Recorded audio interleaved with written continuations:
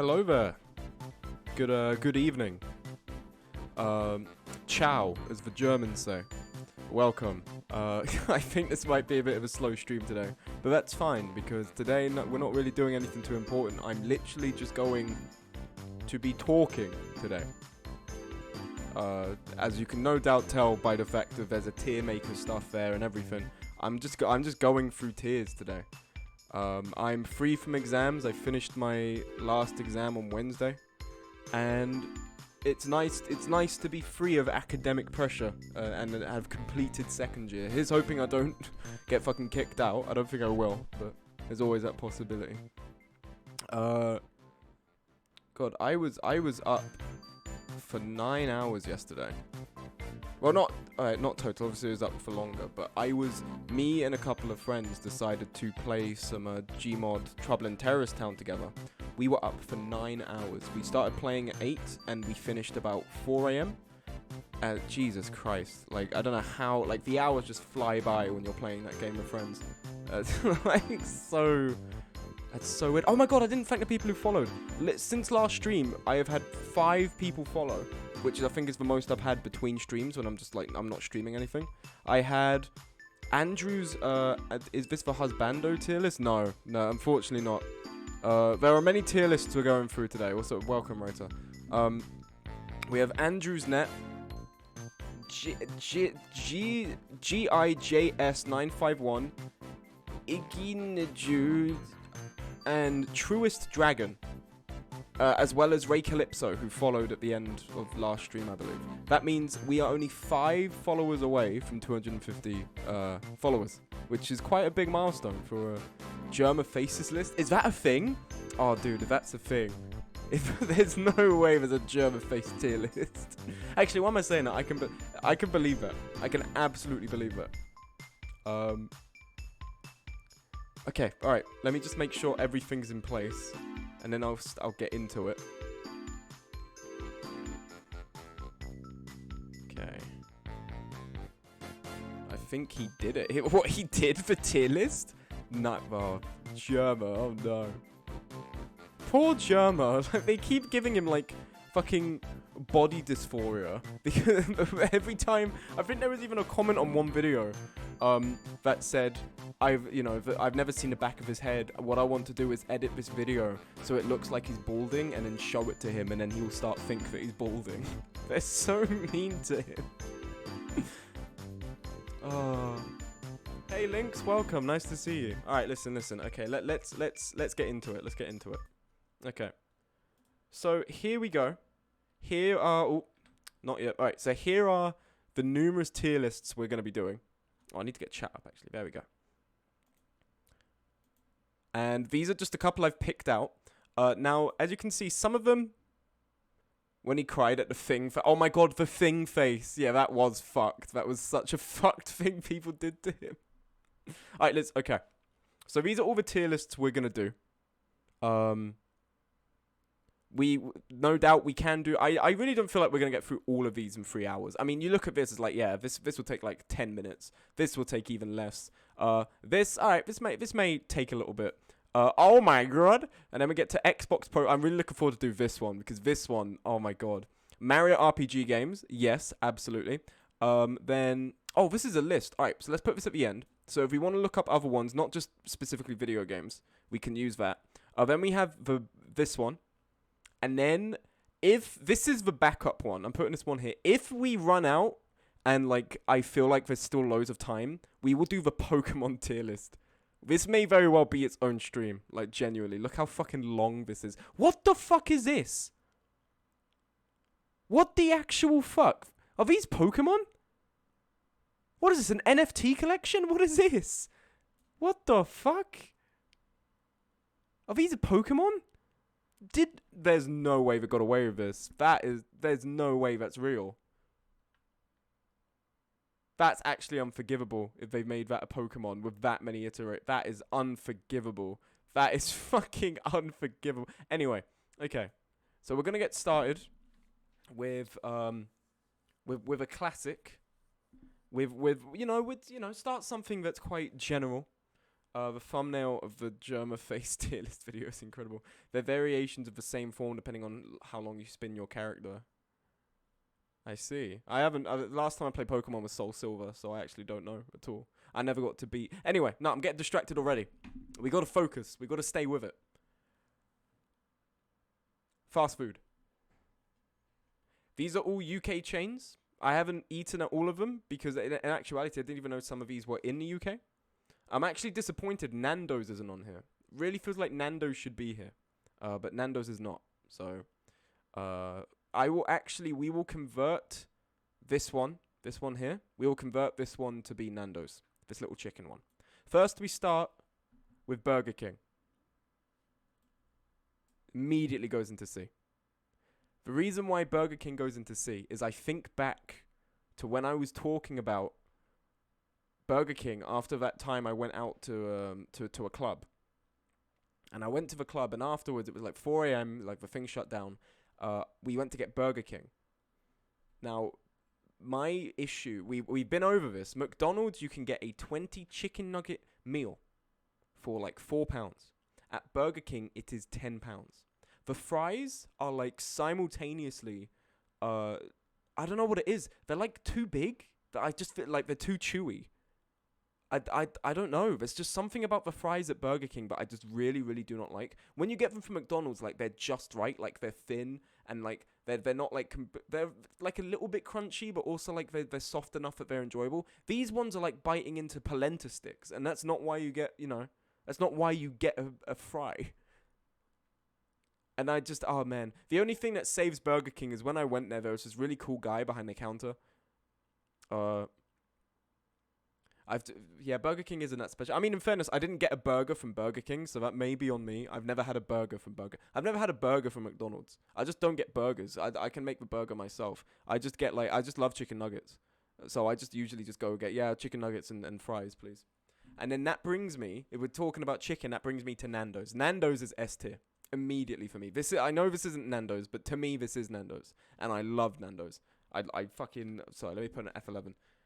I fucking love Nando's. Now, for people in America, you won't know what Nando's is because you don't have Nando's there. It's very specific to the UK and Europe. Nando's is a Portuguese, I believe, it's a Portuguese sort of chicken fast food place that occupies this really weird sort of place between fast food and restaurants. Burger King was it's so mid and they charge so much for it. I actually don't know how they are still in business when McDonald's is right there. I actually don't know. Nando's is simultaneously the best fast food experience you're going to get and probably the worst restaurant experience you'll ever have. It depends how you're looking at it. It's either the top. I'm from Europe and I don't... Really? It's not in Europe? Hey, finally caught your stream live. Hey, Laloli, welcome. I can't actually... With all respect, I actually can't recall who you are, but thank you for stopping by. I hope that's not insulting. The internet fame's already getting to my head. I don't even remember who Links, Alike, and Writer are. These are just people to me now. They're just names. They're just numbers in my ever-growing view account of like 5 people. Anyway, Nando's. I guess specific to the UK. Actually, interesting fact. Did you know, during Brexit, we were worried Nando's was going to leave. There was like a genuine talking point that if we vote for Brexit, Nando's is going to go. And Nando's, true to the British way of living, is part of British culture because we just take from other countries. So Portuguese food, for real, I'm for. Portuguese food, chicken, we took, and we're like, it's part of British culture now. But like, it's not British. It's in the same way that like the national dish for England is curry. It's Indian. Because of like all the stuff of the British Empire and everything. Anyway, Nando's. It occupies... It's like the top of fast food. Like, it's great fast food, bottom of restaurant. It really depends how you look at it.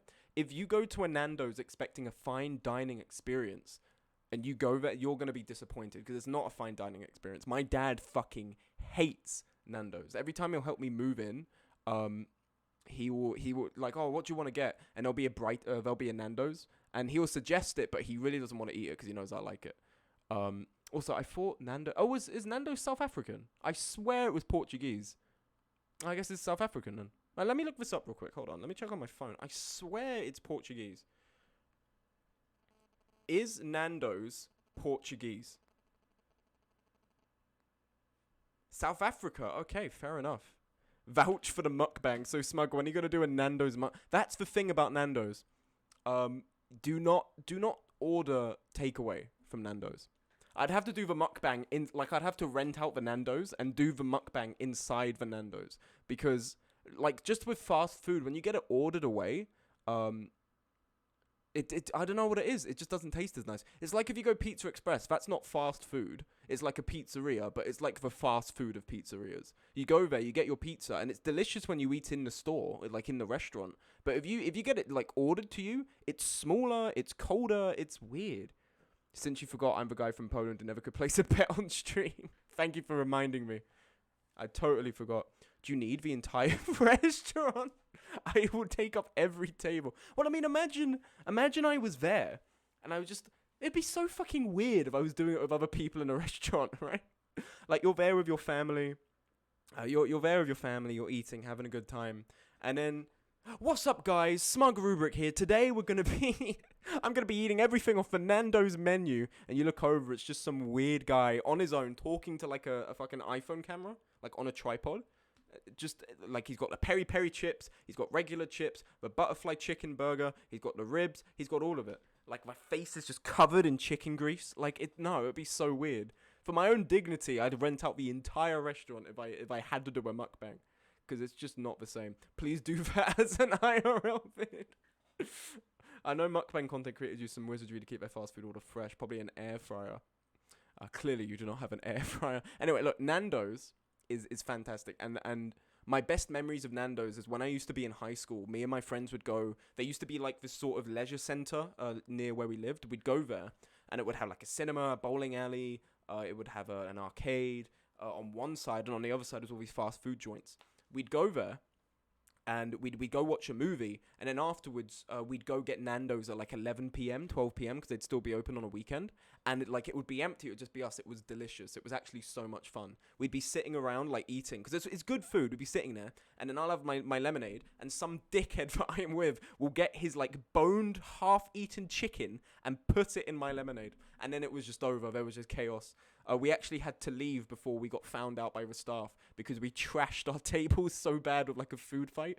But I love that. Nando's food is great, and I have like so many good memories of like going to Nando's. I love it so much. It's actually so sad because like we're growing up and everything, so it's obviously we're moving away from where we used to live and everything. So that doesn't happen as much anymore. But it was good memories, and I love Nando's. It's like top tier fast food for me. Domino's Pizza, B. Domino's is a B. Domino's is my favorite like fast food pizza chain. I just prefer it to like Papa John's and Pizza Hut. I think is better. But recently I've been getting it. Like I got pizza on Wednesday to celebrate that I finished my exams, and it just wasn't that great. It was actually kind of mediocre. Sometimes I get the pizza and it's like way too cheesy. Like there's just too much cheese on it. And then sometimes I get it and there's like, I don't know, it's a little bit dry. And it's sometimes they just don't fucking deliver on time. I remember they turned up here, they didn't call me, they just left. So I didn't get it for 40 minutes, and then they give me back my order, and it's all fucking cold. So it's not enjoyable to eat because it's like cold pizza is great, but that's like a morning thing, you know? Like I got it in the evening. I was looking forward to having a great meal, and it's just like sort of like room temperature pizza. And not to mention how fucking expensive it is. It's so expensive. If you want to use a voucher, it has to be over £25 to use a voucher. You have to get a £25 order to use a voucher on it. I guess that's maybe because they intend for the vouchers to be used when you're in with family and shit. But when I'm just on my own, I just want to get like pizza and chicken. That's £20. I'm not going to buy an additional thing. Not to mention the cookies they sell is like £4 for 2 cookies, which is like fucking ridiculous. It's so overpriced. But I really like Domino's. Like, I really enjoy it. So I have it, like, once a month just to treat myself. My go-to, like, weekly takeaway is Chinese right now because it's just so cheap. I can get, like, 2 boxes of chicken fried rice for, like, £10. This is, like, Domino's is way too expensive. And performance-wise, not that great. And also, fun fact, my brother used to work as a Domino's pizza driver. And it was shit. I'm sure it's not that hard to believe that it was awful. But it was, like, genuinely, like... just awful work experience. The way they cook the pizza's fucking grim. And like my brother almost got into a fight with some of the other like delivery drivers just because like they're just, oh god, I can't even describe it. It's just, I feel sorry for the delivery drivers, man. Like the way they get treated and shit. So the Domino's is going here. B tier. It's like it's the best delivery pizza brand, but it's still not that great, you know. Like if Pizza Express is on here, that'd be an A. I just love that. Five Guys, never had. I don't even know what Five Guys is. It's probably very big in America. I have no clue. I actually don't even think I've seen it around in the UK. I didn't know it was a UK brand. And then we get to KFC. KFC's B tier. I'm very picky with my chicken. I don't get bone chicken. So like I know you can get like really big bargain buckets with loads of bone chicken in them, but I like my favorite like sort of thing to get there is popcorn chicken. You know, like the little box you get and you go, you know, it's like little popcorns of chicken. I loved that. That was brilliant.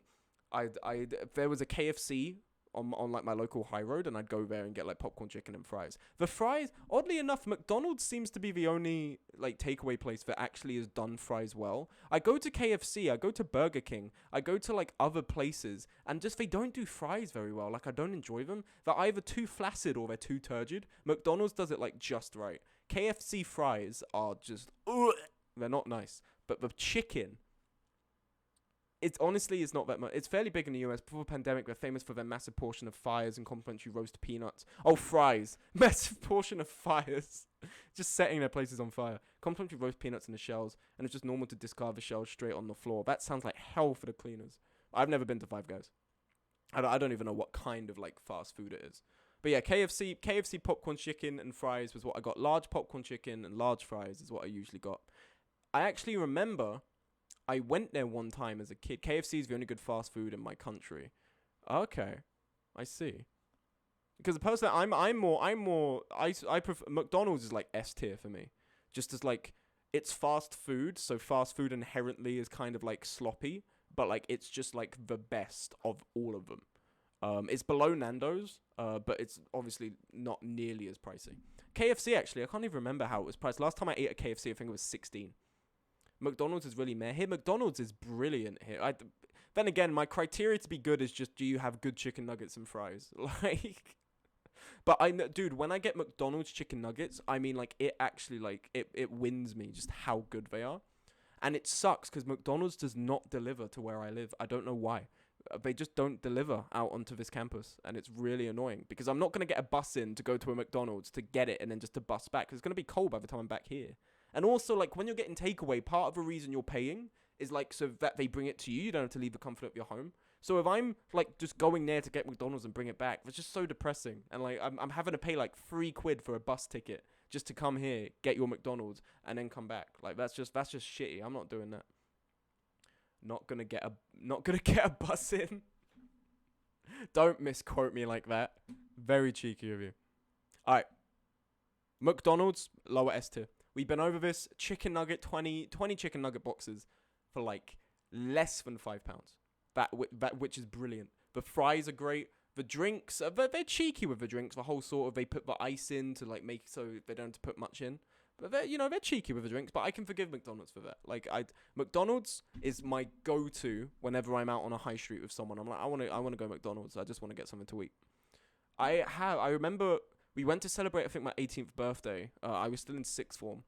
And we were at that leisure centre again because there's a McDonald's there. After we watched the movie, we went to get McDonald's. And this guy that we're with, a guy called JJ, was a fucking beast. I don't know what people usually order when they go. I don't know how much people usually order. I order chicken nuggets and fries, maybe a McFlurry. But that's about it. I don't get any more than that. This guy got like 2 boxes of 20 chicken nuggets, like multiple burgers and fries as his first course. And this guy isn't overweight. This guy is like just like completely just regular. Like, and then like he eats all of it, and then he goes and gets like more burgers. And it was so fucking bizarre. It was so crazy that people like eat that much. I listened to Germa talk about McDonald's. He's like, yeah, I get like 2 free burgers. I'm like, what the fuck? People get that much? People get 2 to 3 burgers. I'm here just eating like 20 chicken nuggets and like a couple of fries. And people are like getting like a whole buffet list. I don't know how people do that. I don't know how they have the appetite. Because you have to eat it right there. Like, you can't store that away because then it gets like all sort of plastic. Which maybe that says a lot to the quality of the food. But I love McDonald's. McDonald's is top tier fast food for me. But then we get to Leon. Leon can fuck right off. I don't even know what Leon is. Leon can fuck right off. If I'm in a tube station, a railway station, or if I'm in an airport and I see a Leon, fuck you. Like, immediately. Leon just, like, comes off as so pretentious, and I don't even know what they serve. Like, I just look at the stuff, and it's, like, some weird, bizarre brand of, like, crisps and some weird breakfast snacks. It's like, where's the brownies? Where's the hot chocolates? Where's the Walkers? Who the fuck is going to Leon? Like, who? Who is going to Leon and just ordering the most bizarre shit off the menu? Well, 20 nuggets and fries are pretty filling. I can down their burgers well, but their nuggets and fries fill me up. They fill me up as well. After 20 chicken nuggets, I'm out. Like, I can't eat anymore. I'm just done. I can't eat any more chicken nuggets. And it's really good how filling they are. Because I eat like almost the entire pizza and chicken strips that I get from Domino's, and I leave only like 2 slices for the morning, which is annoying because I want to be able to eat some of it when I get it and then eat some of it like the next day. But McDonald's, like, it's, like, almost perfectly portioned. Either that or they're putting some weird fucking chemicals in it that, like, make you want to eat all of it and then feel full up. Leon is, like, so pretentious. I don't even know what they sell. I mean, I don't even know what the fuck they sell. I don't know what the fuck they make, but I just hate it. I don't know if they have it in America. I don't know if it's purely UK-based. But when I see it in every single... I don't know how many there's probably a bit of a delay for you because I realize your comments are coming through like while I'm talking about other stuff. Leon, when I see it in a place where there's a McDonald's or like a Domino's, KFC and Nando's, why the fuck am I going to go Leon? If there's a Starbucks, why am I going to go Leon? Like, that's so stupid and it pisses me off. Whoever Leon is, fuck you, Leon. Your brand sucks shit. It's awful. Papa John's, C tier. I've just never really vibed with it. I find that Domino's and Papa John's almost are like different. Poor Leon. I feel like they're opposite ends of the pizza spectrum. When I get Domino's, it's actually a little bit spicy. Imagine if someone's called Leon is watching. Yeah. When I get Domino's, it's like a little bit spicy. It's a little bit acidic in the sort of sauce they use. But Papa John's is just like really sort of, I don't know. It's almost sweeter. It's almost a sweeter kind of pizza. I don't know how to describe it. When I bite into the crust of a Papa John's, it's like it's a sweet crust. When I bite into the crust of a Domino's pizza, it's like it's just crust. And that's fine, but it's just crust. Like that doesn't particularly bother me. But I don't know, I've never really vibed with Papa John. Like Domino's is just where it's at. I'm sorry. I've just never really vibed with Papa John. Pizza Hut, fuck right off. Pizza Hut is alright. If you like Pizza Hut, get out. If you like Pizza Hut, you're an idiot. I'm sorry. You're actually a moron if you like Pizza Hut. Pizza Hut is the worst. Fuck it. No, I haven't eaten Five Guys. Autumn, where the fuck is a Five Guys in the UK? There is no Five Guys in the UK. I refuse to believe it because I've never seen one in London. And London is like the prime place for there to be a Five Guys. There is no way a Five Guys is real in the UK. Right over Smugs. What? Oh... I get it. Hello, Mystic. Welcome. Five Guys God tier. I've never seen a Five Guys in the UK. I got the joke though, Autumn. That was really funny. That was really, really funny. Thank you. There's a singular Pizza Hut in my country. Well, I hope there will eventually be 0 because Pizza Hut actually fucking sucks. I'm saying you're a cannibal and I'm turning you in. Oh, you've worked out my secret, Autumn. You worked out my secret of that I fucking hate Pizza Hut. Pizza Hut is awful. Whoever puts a deep dish pizza on the menu, you're an insane person. Smosh Burger. Why is there a star instead of an A on the Leon website for the Moroccan meatballs? Oh, is it Moroccan? Honestly, I haven't had pizza from Pizza Place in a long time. It's only been Costco pizza for me. Those are okay, but Pizza Hut delivery or eat-in, very different. Eat-in. Delivery is always for all pizzas is like a degrading value, but Pizza Hut is too pretentious. It tries to be a restaurant, but it's just so shit. They have like the deli bar, which you can go up and just like get salad from. Who the fuck comes to a pizzeria to eat deli? Tell me, who is going to a pizzeria and going, oh yeah, I'll have some salad? Who is this maniac that is going to Pizza Hut and eating salad? Who is this lunatic? I don't understand that. It's so bizarre to me. We have eaten Pizza Huts in the UK. It's in the leisure centre I was just talking about. But the ice cream they used to have in the 90s, the ice cream machines are always broken. And it's just like, you know how like when you get a new ketchup bottle, you shake it and then you go to open it and like you squeeze and then like the weird sort of the watery ketchup comes out? I swear that's the only ice cream you get from those machines. Come to Confuzzled. There's 5 guys and I will take. I am not coming to Confuzzled. I hope you're having a good time there, but I am not. I'm not going within the vicinity. Did it happen at Confuzzled? The furry pizza incident? Some people are like, what's the furry pizza incident? You could look it up in your own time, because I'm not going to explain it. Smug, you should do oh my god. Can we just kick Autumn from the stream? Smug, you should do a Hunter x Hunter character tier list. Name each character and rate them based on what you decide they're like. That's actually not a bad idea. What? So I just assume what they're like. No, that was BLFC. Okay. There's like 10 decent pizza places you can go to in Brighton that are about the same price and better than Pizza Hut. Exactly. Then they're like all like the sort of... Do you ever get like Americans in their pizza dipping sauces? That's a good one. You just make up stuff about them and rate them based on that. That would be very funny, but also I feel like that's just like a vanity stream purely for you, Autumn.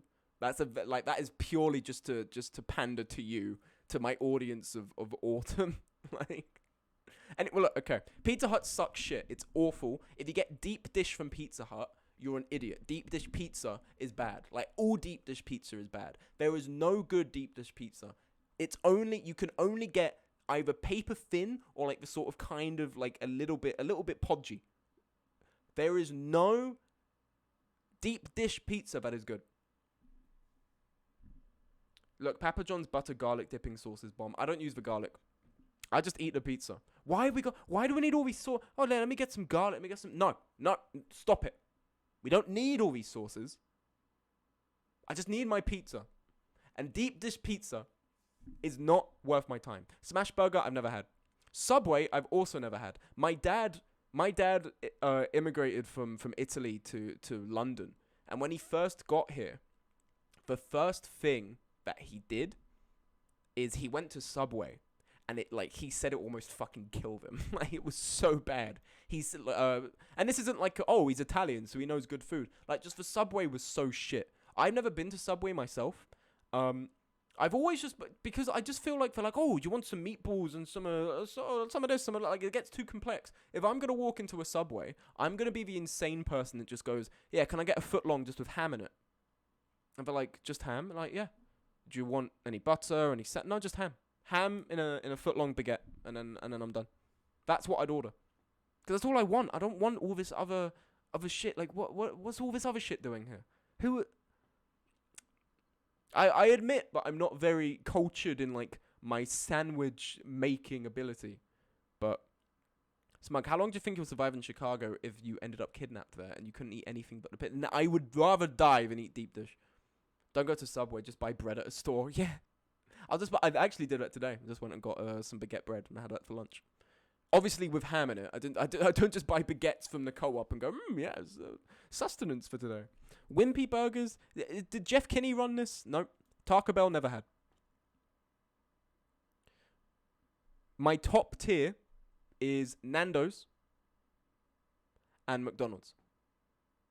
Domino's comes in third, KFC comes in fourth, all of this. In fact, actually, no, Burger King goes below Papa John, because I enjoy Papa John's. Burger King just sucks shit. Actually, Burger King go in D tier. Burger King just sucks. I don't know who's funding Burger King, but it's still around. Burger King is awful. Alright, next one. Halo games. I remember when I got my first Halo game. I was like 10. Me and my brother, we went to HMV when that still used to be a relevant thing, like Game Store, HMV, CEX, all that kind of stuff. And we went. I can't remember what other game he got, but he got Halo 3. And I remember it was me, my older brother, and my cousin. We came back, and I think he started playing it. I can't remember. I literally cannot remember what happened because I was like 10 or 9, but it was something around that time, and it was really expected the tiers to just go 1, 2, 3, 4. Imagine I just go 1. No, that's you're giving me too much credit. Like that would be something a funny person does. I am not nearly that funny. That would be hilarious. But okay, so what? The first Halo, I actually played the first Halo with Ben, like back in March. You have a good time at the con, Mystic. Thanks for stopping by. Halo 1, I played with Ben. Halo 1, I mean, like, Halo 1 was, like, defining for, like, the industry at its time. Halo, like, fucking changed everything for first-person shooters. But Halo Combat Evolved, me and Ben played. It's good. Like, it's good. Like, when you first start going through it, you're like, oh my god, this is how Halo started. This is how, like, the saga started that led to Master Chief having sex in that TV series.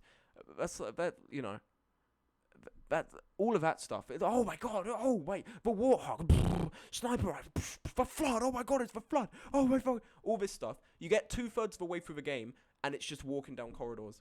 Like, I say that so affectionately for this game. Me and Ben were playing it, and it just got to a point where there were, like, minutes that were 45 minutes long, where you were just walking through corridors, and you couldn't even recognize where you were going. Not to mention, the Anniversary Edition is shit. Like, it's just, like, it really, like, there's a whole video by this animations guy who did a really good take on it, but it just completely loses the feel and atmosphere for, like, all the original levels. Like, when you first encounter the Flood in this game, it's meant to be like, oh, it's dark and it's dilapidated, and oh my god, what the fuck is this? What is these, like, alien calamari attacking me? But then they just, like, went and ruined the atmosphere for it. So it's B, you know, it's good. You know, it's decent. My very, like, irrelevant and not particularly valuable opinion, it's an okay game. It's fun. That's what matters. Halo 2, I've never played Halo 2.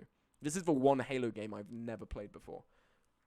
I think this is, like, almost the best. I remember playing Halo and having a ton of fun loading up a Warthog with people and tipping it over a cliff. Logging into Windows Live. What? What do you mean? Logging into Windows Live. Oh, I'm such a fucking moron. Of course that's Xbox Live. You fucking idiot. I'm like, well, what's Windows Live? Oh my god. Halo 2, I've never played Halo 2. I've never beaten Halo 2.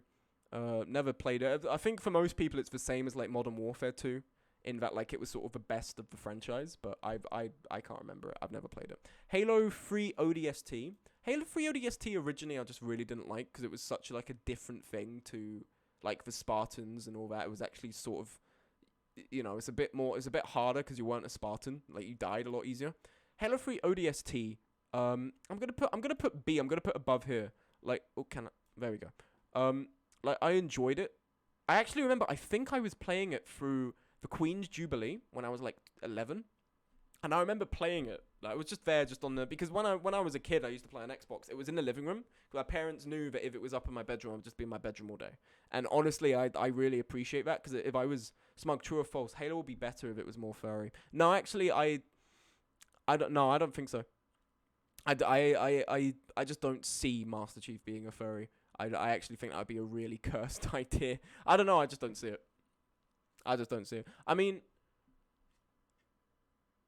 I don't know. I'm just thinking, like,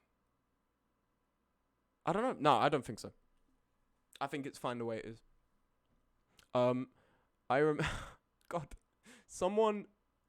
Oh, there was something really funny that happened in Foxhole chat that was about this.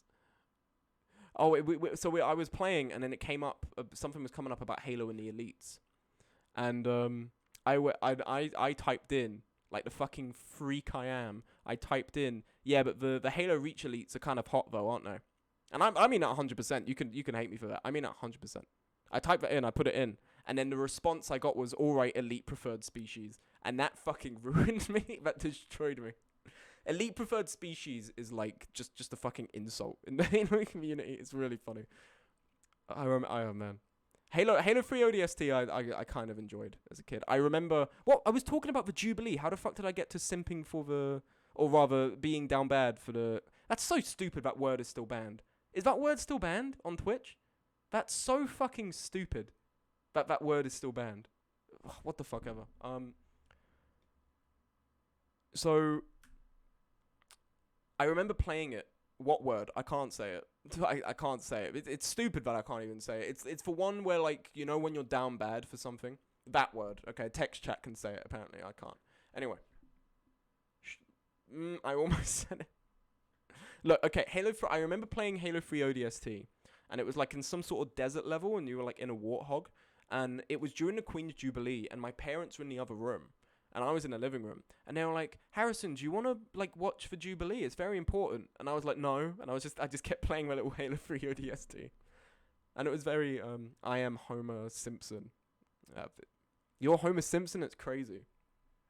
Why you little? You know, what's the other? Don't. There you are. I think I could do a good Homer impression. Don't. Duh. No, no, it's so bad. Halo 3. All right. Halo 3. Actually, I don't know if this is peer. I don't know if it's through peer pressure that I'd put it in A. I actually wasn't that bothered by Halo 3. I think you had to have been old enough to be in the generation of like people that played on Xbox 360 that like you queued up to get the games. Like so you'd go like to the midnight releases at like your local game or your HMV, and you'd queue up to get Halo, and like then you'd go and like play through the campaign with friends, and then you'd go and like play through like the custom games and all that stuff with friends as well. I think that would be like why people maybe love it so much. They have so much like sentimental value associated with it. But I was playing it like a couple like years after that. I was playing it when I was like 12, 13. So it was a long time after like the sort of original like sort of rush had come. Everyone loved this game. Well, now you can just download it. Yeah, man, I kind of want to have midnight releases again. I want to experience what it's like queuing up for a physical copy, which I know is like completely redundant, but I think there was genuinely something so exciting about being in the queue for that shit, you know? There was like some sort of like unspoken camaraderie, like we're all here for this new game, and like we all want to play it because we love this game. So I kind of wish I had been old enough to do that, but I don't know. The convenience of being able to download everything is also very nice. Anyway, Halo 3. Halo 3, I think I enjoyed more than Halo ODST. Absolutely. But you can do so many other things with your life and wait for 6 seconds. Can I really? Oh, yeah, I can. I can actually do stuff. But it's me, so I don't know if I do. Look, Halo 3. Halo 3 was fun. But I didn't have that sentimental value that like made it so important to me. But then we get to Halo Reach. Halo Reach is S tier. It's like the best Halo that was ever made. And I think it's so brilliant that it was the last Halo Bungie made. Like that was their send off. Some people hated this game because of like armor lock. Some people just like didn't like it, didn't have Master Chief. I think you're an idiot if you have these opinions. I think you're a silly individual. And you deserve ridicule. This game was so fucking fantastic. I remember getting this because I used to do professional acting as a child. And after I did a sort of job in a horror movie, like I played a kid in a horror movie, we were on the way back home, and my mum got me Halo Reach. Because, you know, after a job, she'd get me like a nice little present for me. And she got me Halo Reach because I really wanted it. And I remember playing it, and I loved this game. I remember playing Halo Reach, and I made so many friends. Oh, did you get killed? I actually can't even remember. For that job in particular, I remember that I was in some sort of house. You've got to understand that my acting career, despite the fact that I think I am somewhat decent at acting, it's been quite unremarkable. Like, I've been in one... I was in one sort of open-air theatre in Regent's Park. I played Percival in Lord of the Flies. And that did really well. I actually got to meet I got to meet Judi Dench because I got the press night, so I got to meet all of like the big actors and all of that. It was really cool. But then what was it? But there's some like that's it. Like a lot of the jobs I've done in acting are fairly unremarkable, which is a shame. I'm still doing it now, but it's kind of died down a bit, so it's not really my main focus. But yeah, no, I can't even remember. You can't just decide to be... I was actually saying this to Pierce the other day. Me and Pierce watched The Disaster Artist, or rather The Room, that Tommy Wiseau movie. This is a completely different tangent. I'm sorry. I'll get back to Halo Reach in a second. But we were talking about how The Room is a god awful movie. Like, people love it because it's so like comically bad. Lord of the Flies, but it's only La Rubric compilation. That'd be sick. It was comically bad, and we were saying that I feel really sorry for some of the actors, because some of the actors in there are actually, like, some of them are actually decent, but you could be fucking Gerard Butler in that movie, and it does not matter. That movie is a bonfire, and I feel sorry for the actors because they almost get sort of thrown in with it, like, oh, it's such a shit movie because of them. You're a chicken, cheap. God. There is a scene in that movie where the mother walks in, tells her daughter, I have breast cancer, and that never comes up again. There is no emotional stake to it. There's no reaction to it. It's just, yeah, I have breast cancer. See ya. And she literally leaves like a minute after walking in. It's just, The Room is literally just like softcore porn. I'm not even joking. The amount of sex scenes that are in that movie, it's really fucking disturbing. And there's like, oh god, it's just anyway, I'm not here to talk about the movie. But that's what I mean. Like, you could be the best actor. If the script is shit and the movie's shit, you're going down with it. Like, it's awful. Anyway, Halo Reach. So I got it because of an acting job. And I remember when I was 11, I became like a Halo Reach clan kid. I used to run this clan called the JPD, the Justice and Peace Department. Dude, there were ripple effects across the Halo community with that clan. I mean it. I had people running it for me when I was on holiday. I had people asking to join it. I had like clan raids going on. I had all the operations covered. Like, I was like one of the kings of it. I was like a very small king, but I was one of the kings of the Halo Reach clan community when it was a big thing. I remember all the custom games I used to play. I don't know if any of you guys have played Halo Reach or played Halo Reach custom games, but they were so fucking fun. It was like, this was the first game where you had an entire map dedicated to being able to like build your own maps. So we had stuff like, we had Cops and Robbers, where it was sort of a bit like a role-playing thing. That sounded like some Christian anti-drug slogan. What can I say? We had Cops and Robbers. We had Ice Cream Man. We had Teacher. Oh, what else did we? We had Michael Myers. We had, there was this one called Skybridge, where the zombies had guns and a tank, and you had to like defend the bridge from the zombies. We had all these really lovely infection maps. Alpha Zombies.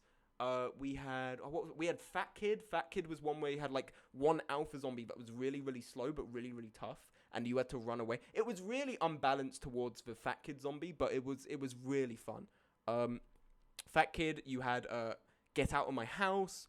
You had what was another one? There was even like Prop Hunt. Some people managed to mod the game so you could do Prop Hunt in Halo. It was so much fun. It was a really fun game, and I don't talk to a lot of them anymore because obviously most of them are still on Xbox, and also a lot of them were quite shitty people that I found out like when I was way too old and I had that revelation. But I made so many good friends on that. Like, I actually, you know when you have your PC, like you wake up, you boot your PC up, and you just have everything there, right? Like, I want to play Metal Gear Solid 5, click, I'm in Metal Gear. I want to play Insurgency, click, Insurgency. But like in Xbox, there was like the sort of, I've turned the Xbox on, and it's like 11 p.m. on Saturday, turned it on, I've logged in on my account, and now I've got like all the games here. I get out the disc, my Halo Reach disc, I put it in, I join an Xbox party with some friends. Like, that was like a whole different experience. Like, it was so much, like, Xbox Live is not nearly as good as just like being able to play games off Steam or whatever. And like, it was so much more inconvenient. Thank you for the posture check, babe. It was so much more inconvenient. But man, I fucking miss it, you know? I just miss like the sort of like childish glee I got when I'd be able to go on the Xbox over the weekend and like play with friends and like play Teacher or whatever. Like, it was so much fun. I love Halo Reach, and this is what I meant earlier. Shut the fuck up. Okay. Cheese comes into a tier list stream just to tell me to shut the fuck up. No one cares. Thank you, Cheese. This is what I mean about Halo 3. Because some people may not have liked Halo Reach because they didn't have that same sentimental value as I did with it. And I was particularly sort of apathetic to Halo 3 because I didn't have the same sentimental value. So I understand that maybe people like just sort of didn't care about it as much as I did. But if you dislike Halo Reach, I genuinely think you're an idiot. And not to mention, the elites look the best in that game. Halo Reach elites look fantastic. Halo 4... Oh god, there's a lot of B's here. Halo 4 is below Halo 3, but above these two. Halo 4 was the first 343 Industries game that was made, and it was alright. Do I sound too quiet? Did I turn my mic? Because last stream, apparently I was peaking too much, so I turned my mic down. Maybe, are you sure your Twitch volume's up? Your Twitch bar might be down. Oh my god, that's loud. Fuck. Guys, you're confusing me so much. Okay, is this alright now? Do I sound okay? I don't want to be, this stream is very much focused around me talking. Yeah, you were quiet. And no one fucking told me? Why did Autumn? That's like your job to tell me. Autumn, you're like the person who comes out, oh, the most quiet stream on earth. You didn't fucking say anything? Literally, what do I pay these moderators for? What do I pay these mods for now?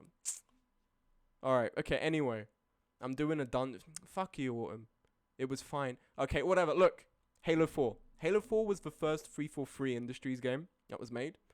The original sort of arc of the story was Halo Combat, or Halo Reach to Halo 3.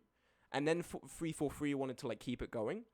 So they sort of fucked around with the story. I never really played for the story. The first time I played Halo Reach, I didn't even, like, watch the cutscenes. So I didn't even know what was going on. I just enjoyed it as a kid. I never even watched what was going on. But then Halo 4, so I didn't really give a shit about the story. Halo 4 was fun. But I just didn't really think it was that... a toasty! Now, Halo 4... It was fun. They added, like, so many new guns. You had, like, the Mantis walking thing. You had, like, different flying vehicles. Like, it was a fun game. But, like, it just wasn't... It wasn't, like, the same, you know? Like, you didn't have a Forge world anymore. The custom games just weren't as fun anymore. It just wasn't that great. I just didn't enjoy it as much. But I really did enjoy one time when I was, like, 13, 12. Me and my cousin... it was just after Christmas. Our parents let us stay up until like 3 a.m. So we went back down into the living room and we played Halo 4 campaign like non-stop that night. And it was really, really fun. We had a good time. Halo 5 C tier. Halo 5, like drastically improved. There's a cooldown. Of course there's a cooldown on a toasty. Otherwise I wouldn't be able to speak. Also, hydrate. Let me hydrate real quick.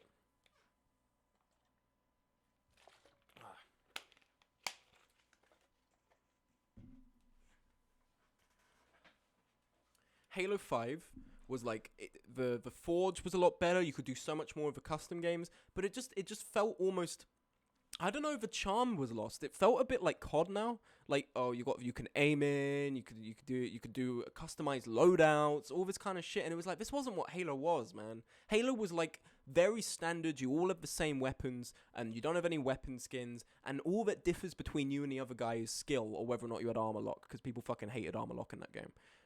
When you got to Halo 4 and 5, it was like, oh, now you can aim in, now you can have weapon skins and vehicle skins and all this different, and they fucked the armor system. You used to be able to just, like, play the game, get credits, and then, like, sort of cash them in for armor. Now you had to do very specific challenges. I hope you get enough viewers one day to drown you using Hydrate. Thank you, Corn Dog. Halo 5 was just air. Halo Infinite I haven't played. Apparently it's very fun multiplayer.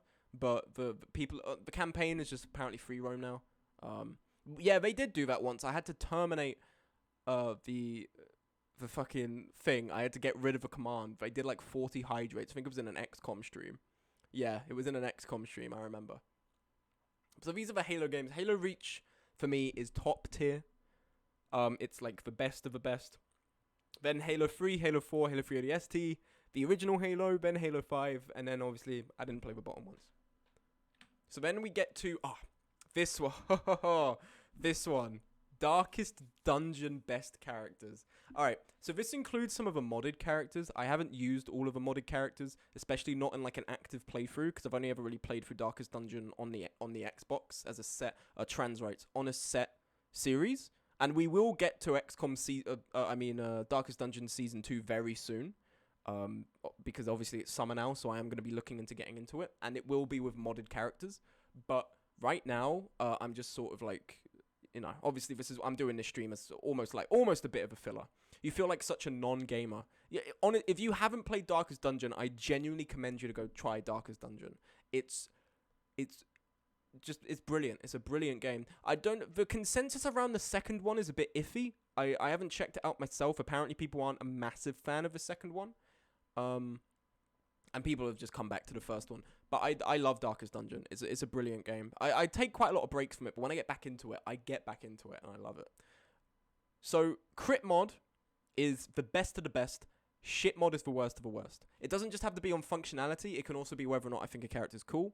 And this will be predominantly for modded characters that I haven't used before. I know nothing about this. You don't know anything about Halo? Get the fuck out of here. You're kidding me. You don't know, man. This is what I kind of hate though, almost, because I never have these discussions or anything like this in the real world, like ever. I just feel like going up to someone and being like, "Oh, so what's your favorite video game?" is like such a sort of like nerdy thing. And like if you do that, then like that's fine. I think this is just a personal reservation. It's like I just personally I want to talk about other stuff. If someone comes up to me and is like, "Oh, do you play Valorant?" I'm like, "Dude, I don't want to fucking talk about Valorant. Like, ask me anything else. I don't want to talk about this shit. It's just I don't know. It's just not for me." Anyway, so first off, we have the Abomination. B. Abomination is aesthetic wise, I don't know. I'm not really a fan. I think you can get some mods that make him look a bit cooler. I'm just personally not a massive fan of him. Utility wise, he's decent. I don't know. I can't remember. Literally, my recent playthrough that I'm doing on my own, I just haven't used a single Abomination, and I haven't really felt the hit from it. The stress damage he does just doesn't really feel worth it. The specific trinkets he has doesn't really feel worth it as well. He has some good blight moves and stun moves when he's in his human form, but when he's in beast form, I don't know. I just don't want to like risk so much of the stress there. I don't know if it's a character that you should just be putting a massive amount of stress on or not. But I just don't really see the application for this guy. I actually think he sort of takes up a slot that you could have a better unit for. I don't really see much of the application that you could give to the Abomination. So I think it goes B because he is useful, but I personally I don't really use him. I think what's brilliant about Darkest Dungeon is to someone else, they could think Abomination is like the best character and they could be like completely like right because like every character is viable. It just depends how you use them. Autumn has come in to chime in booba in chat because of course she has, because she's just always horny all the time. Where's the Duchess? We'll get to the Duchess. Antiquarian. Antiquarian is an A. Antiquarian is like, Smug, are you going to do a boob tier list? Am I going to do a boob tier list on Twitch? Even if that wasn't TOS, I'd look like such a fucking loser. Imagine you read the book or you look at my YouTube and you're like, oh, I want to check out this guy's Twitch, and you come here and I'm reviewing boobs. I look like a fucking creep. I look so creepy. Oh, yeah, let me just review boobs in my spare time on Twitch. That's so fucking weird. That's like a Yandere dev thing to do. I'm pretty sure. Tier list of every boob to ever exist. Alright, Antiquarian is A. For people who don't play Darkest Dungeon, the Antiquarian is pretty much you take the Antiquarian as a very, think about the views, it's worth it. That's like saying, think about the views. If you stream Morbius, you'll get like 1,000 people watching you, and then my channel will get removed. Think about the short-term benefit to your view count, and then the immediate termination that will follow it. Alright, Antiquarian. Antiquarian is like a support unit. They don't do a lot of good damage. They exist to buff your dodge, and also primarily you bring them along because when you take a party out, you have a set amount of slots in your inventory, and you have a set amount of how much they can stack. If you bring the Antiquarian, not only do they find an item specific to them that brings in money, they also make it that each stack is slightly bigger, meaning that you can bring in a significant amount of more stuff. You should really stream Morbius, but I'm not streaming Morbius. I'm not losing my channel for Michael. Do you realize his name is Michael Morbius? I'm not the only one who just finds that silly, right? I just don't. The name Michael Morbius is just so silly to me. I don't know what it is. I actually think it's a really unfair criticism because I can't even pin down what's so silly about it. But just to me, it's just like, Michael Morbius is just such a funny name. The Big MM. Mike Morby. Hey, Vsauce, Morbius here. Oh my god. Okay. So a friend watched it on Twitch, because I would never engage with piracy ever. A friend watched it on Twitch, and they told me that there is you know how everyone jokes about the It's Morbin timeline? That's not in the movie. But what is in the movie is a line when he's being interrogated, and he hasn't got enough blood, so he's feeling hungry. And he goes, "You won't like me when I'm hungry," as a reference to the Incredible Hulk from Marvel, which is a fucking hilarious line. I have the... Oh, that's very interesting. Corndog, the police are on their way to arrest you right now for having that. Corndog, you are going to jail. Anyway, Antiquarian is an A-class character because they're just a little trinket person. They're good for buffing dodge, so if you have like Houndmasters or whatever, just having them in the backline just to buff your dodge makes it so you can just never be hit. And you could send in like a whole squad. There used to be a thing where you could send in like 4 Antiquarians into a low-level dungeon, and you could get 100,000 gold per dungeon. Like, it was crazy. Antiquarians A. Arbalest C. Actually, Arbalest is shit mod. Arbalest is my first shit mod character. There's something... The Arbalest and the Musketeer are like... What the hell is the Morbius this anyway? It's like a new Marvel... It's a new Marvel movie that is just completely... Is it Marvel? Or is it... No, it's Marvel, but it's run by Sony, I believe. And it's just not a very good movie. My friend watched a bit of it. I'm a little trinket person. My friend watched a bit of it, and they said that it's enjoyable, but that's all it really is. But anyway, look, Arbalest, shit mod. Arbalest, functionally the same as the Musketeer, but there's just something about the Arbalest that really ticks me off. Whenever I bring an Arbalest out on the... Personally, I think the shit mod guy looks cooler than the B guy. I'll admit, the Arbalest, she's very cool. Like, in how, like, you know, the tied up hair, the bandana, the armor. Like, very cool character. But, like, they're just not that great. Functionally, they're the same. Oh my god, the sex song. Morbius. What? What is going on in chat? What are you guys talking about? Oh my god, the sex song. What? Oh my god, the sex song. What is going on in chat?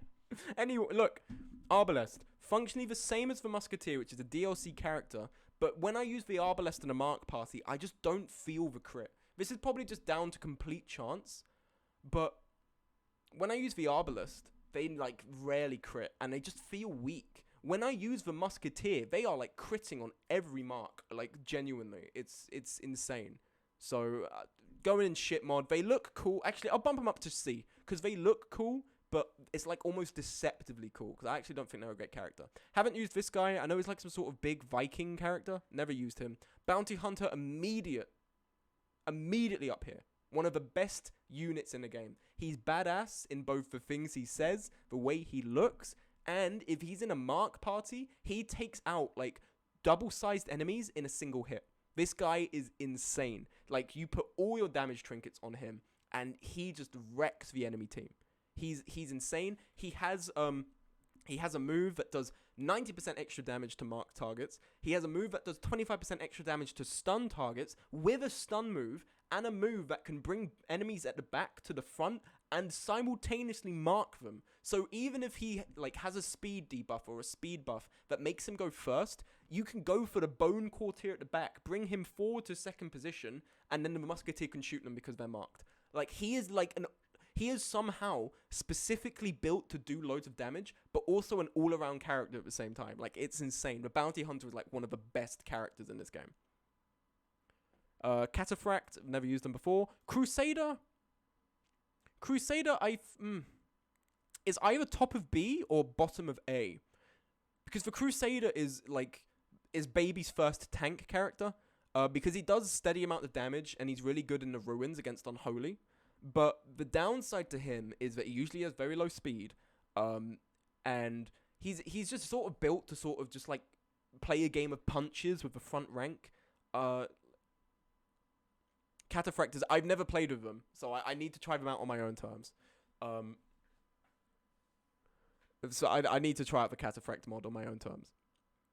But the Crusader, I'm gonna put them above the Abomination because I always use the Crusader more, like deceptive, not even deceptively, like just a bunch more. The Crusader is just your frontline fighter, and I guess the Crusader is just built around frontline fighting. They're just built to be at the front and just trade punches with the front ranks. They have a decent stress heal, and I think they have a good physical heal that I think you only ever really use if someone's on death's door and it's like a desperate situation. But the Crusader's very cool. I like him as a character. I envisage his voice lines in my head sound like the operative from Insurgency. If you don't know what that is, just type in Insurgency Sandstorm operative voice lines, and like he's like one of my favorite voice actors in that game. And I just imagine the Crusader sounds like that. The Crusader is is A or S. I don't know. For me, it's B. I just feel like there's characters that like better service being a tank or a fighter. But that can change over time. Like when I see the other characters come in, I think they can probably move up to an A. But for me, he's top of B, bottom of A right now. Now, we get to the immediate S tier. Immediate Duchess is like an actually a bit overpowered character. The only downside she really has is that there's no chance for her to get a virtue unless you use the human Duchess mod, I believe. She does insane amount of damage and gets a riposte on a basic move. She has a move that buffs her prot. I believe, I can't remember all of the moves because I used her like back in December and then I had to stop using her because it makes the game crash if you haven't got Crimson Court installed or have it running for that campaign. And I'm saving Crimson Court for when we do Season 2. So I wasn't gonna use the Duchess until Season 2. So she's a very overpowered character. She's a transformation character. I think that's like one of her biggest downsides. Purely because I just think the transformation characters is kind of eh. It's good for the main attack because you can like get health back. But otherwise, I just don't really see much of a point.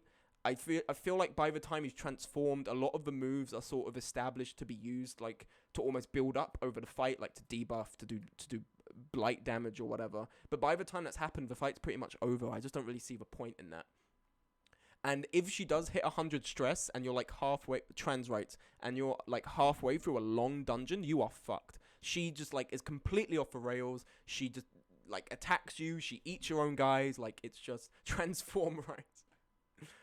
Okay, but that's utility. She's very good utility. In regards to design, like how she speaks, like the barks are like all custom made for her, which I really like. It really gives off this sort of very pompous, narcissistic, almost noble. Posture check, thank you. Smug will say trans rights, but still bully me every day. It's God's work I'm doing when I bully you, Autumn.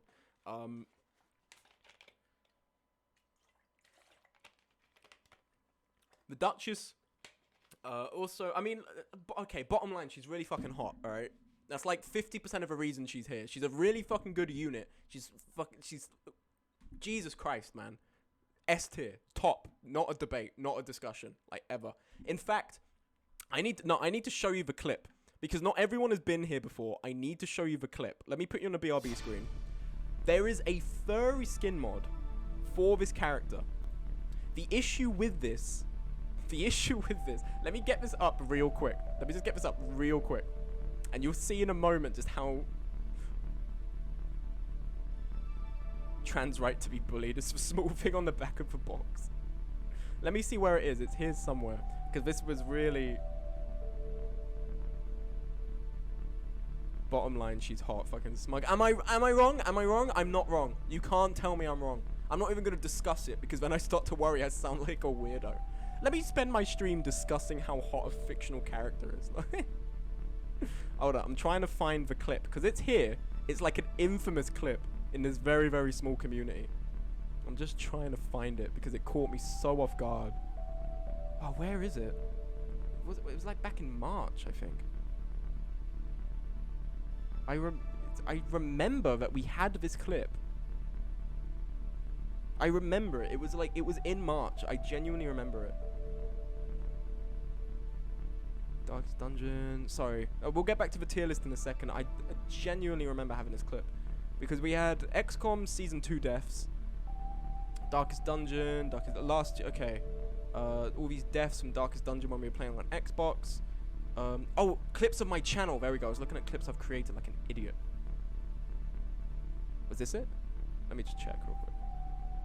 Can confirm I'm one of Smug's bit.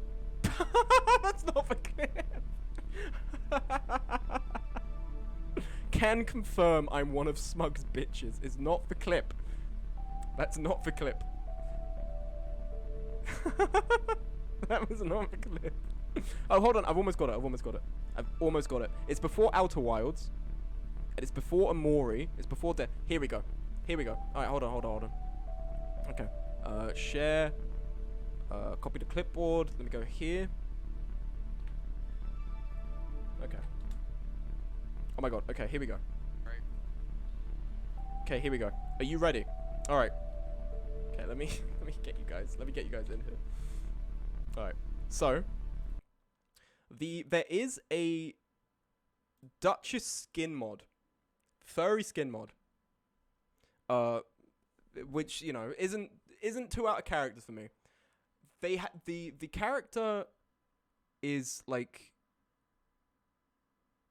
the character has a very specific afflicted animation. For people who don't play Darkest Dungeon, the afflicted animation plays when your character hits 100 stress. For the regular Duchess, it's completely fine. For this character, it's very different. Right. Why is that? Are you? Behold, the abyss is made manifest. Why is that a reflection animation? Right. That is the Blood Renamon skin for the Duchess. But the Duchess is up there because the Duchess is up there for utility reasons and because I think they're a cool character. This haven't played with them. I just want to clarify. For the people who made the Duchess mod and a lot of other mods, they've made a really big conversion mod called the it's pretty. What do you mean turn trans rights back on? They are on, dickhead. They're on. Someone just used it. That's why I can't use it right now. Anyway, the characters like the Duchess and some of them here, I think, are all made by like the same team. Notoriously, it's out of. What are you talking about? It's out of stock. All right, what? It's not out of stock because someone's just used it. It's on a timer, Steven. That's why you can't use it. That's why it's saying it's out of stock. There's not a limited amount of trans rights. It's just on a timer. IP leaked. Posture check. Thank you.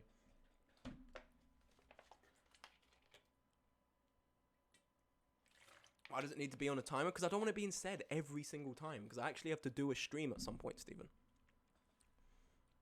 The Duchess and I think a bunch of other characters are made by one team. They are... Some of it... Like, the Duchess is definitely like, you know... Perhaps like a bit idealistic in form, but like that's fine. Like what's for like? There's no issue with that in games. But then some of them, like a certain character we're gonna get to later, is like ridiculous. Is like ridiculously like exaggerated. Which I don't think like God. I don't particularly give a shit, but like it's very in your face. Oh, it's not a team. It's just separate mods. Okay, fair enough. All right. Anyway, Flagellant. Ooh, ate it. The Flagellant is, I think, like, like the best bleed unit in the game.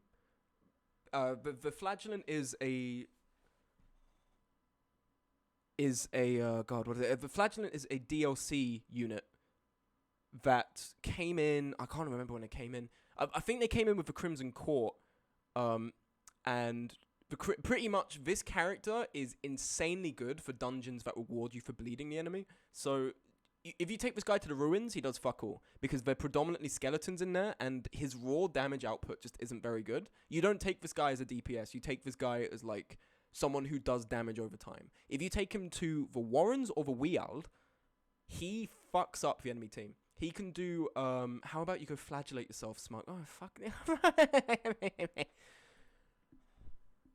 He does insane bleed damage. He can do insane bleed damage to the front. He can do insane bleed damage to the back. He has a move. If he gets put on death's door, he can literally just heal himself back to full and take the enemy's health down. He can take enemy stress. He can take friendly stress off of them and put them onto him, which in theory probably isn't that great, but for him is really good. Because if you can just get all of your team's stress onto you, it becomes very easy to cure the stress, to do a stress heal. And I think he is one of the characters that you want him to be more stressed, even though he does start to lash out at your team sometimes.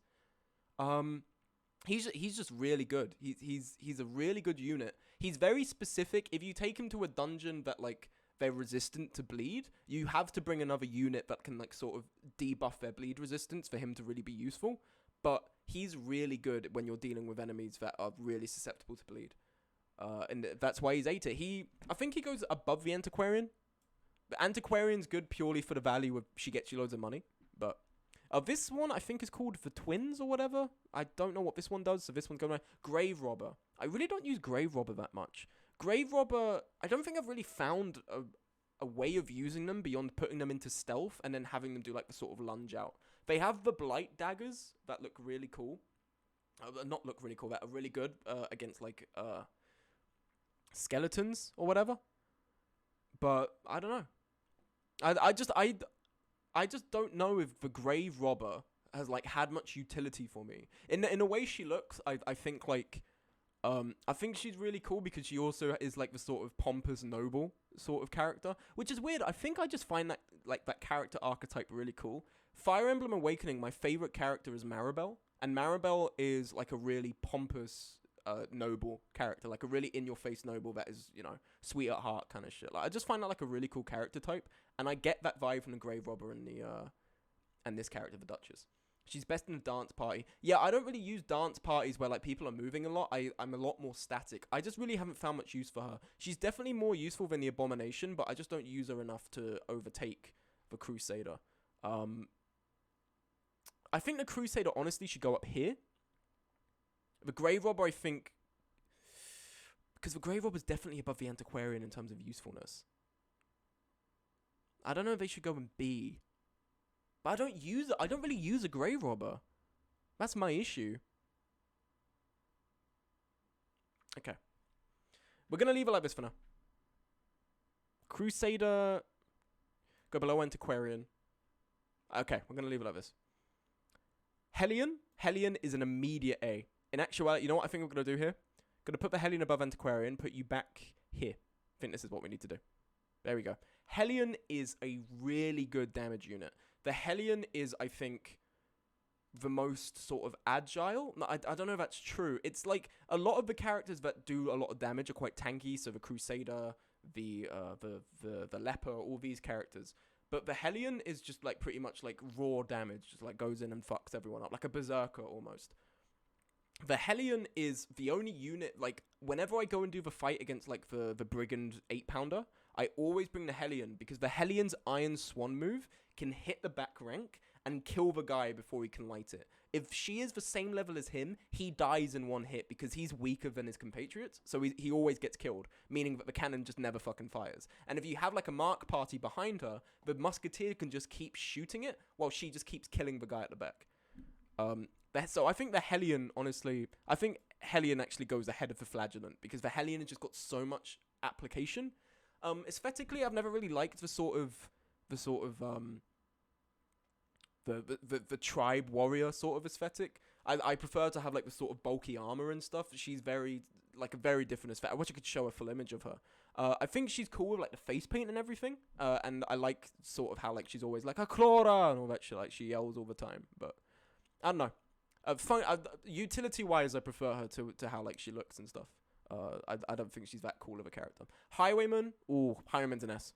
Highwayman's an immediate S. He doesn't go above the Bounty Hunter because he's a bit more general purpose, but the Highwayman is literally an S. He has I think the undisputed way of using him right now is you give him Duelist Advance and the point blank shot or whatever. So you put him in second position with the highest amount of speed. The enemy party comes in, so you use Duelist Advance, he moves into position 1, he gets a riposte, And then when he gets attacked, he gets the riposte move, and then for his next move, he uses the point blank shot, which like literally kills the front guy, and then pushes him back into position 2. So you can just keep cycling between duelist advance and the point blank shot. So you're doing massive amounts of damage on your second turn, and on your first turn, you're just repeatedly establishing riposte, so that never runs out. But he also has a bunch of other moves. Like, that's just how I use him. He has the Grape Shot Blast, which, like, debuffs the front 3 people. And in low-level dungeons, I'm pretty sure can just wipe out the first 3 people. He has the Pistol Shot, which I didn't even know could do damage to marked targets. Apparently it can. So, technically, he's quite viable for a mark party. Yeah, he's just a cool character. And I like how he looks as well. I like the sort of... what is it, gang member sort of highwayman look to him with the bandana coming up to his mouth, all of that stuff. And the skins he has are really fucking good. I love the skins that he gets as well. He's a cool character, and he's got really good utility. Don't know this character. Honestly, I'm starting to think some of these are porn mods. Houndmaster. Where do I put... E-Pike, is the joke here that you hear me loud and clear that you agree, but you've muted yourself? Is that the joke? E-Pike?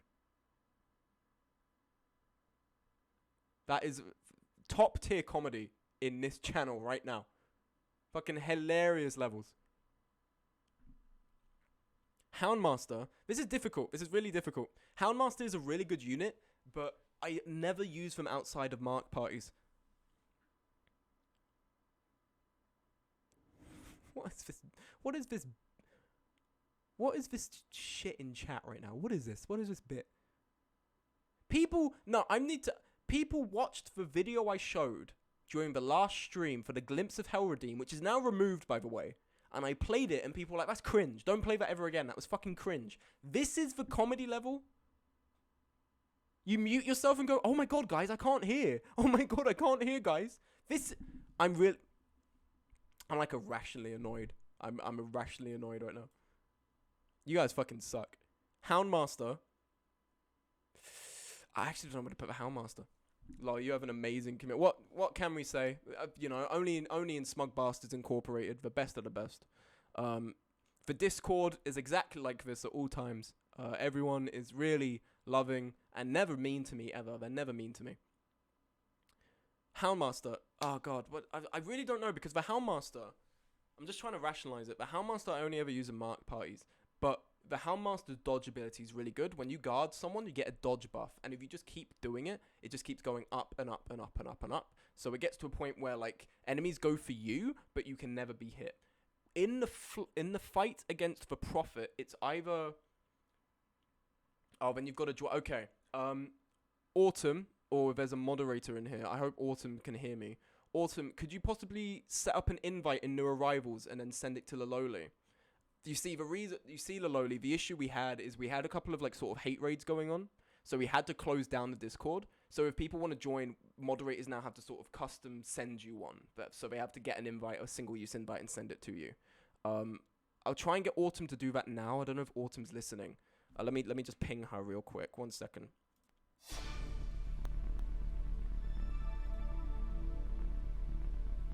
One second.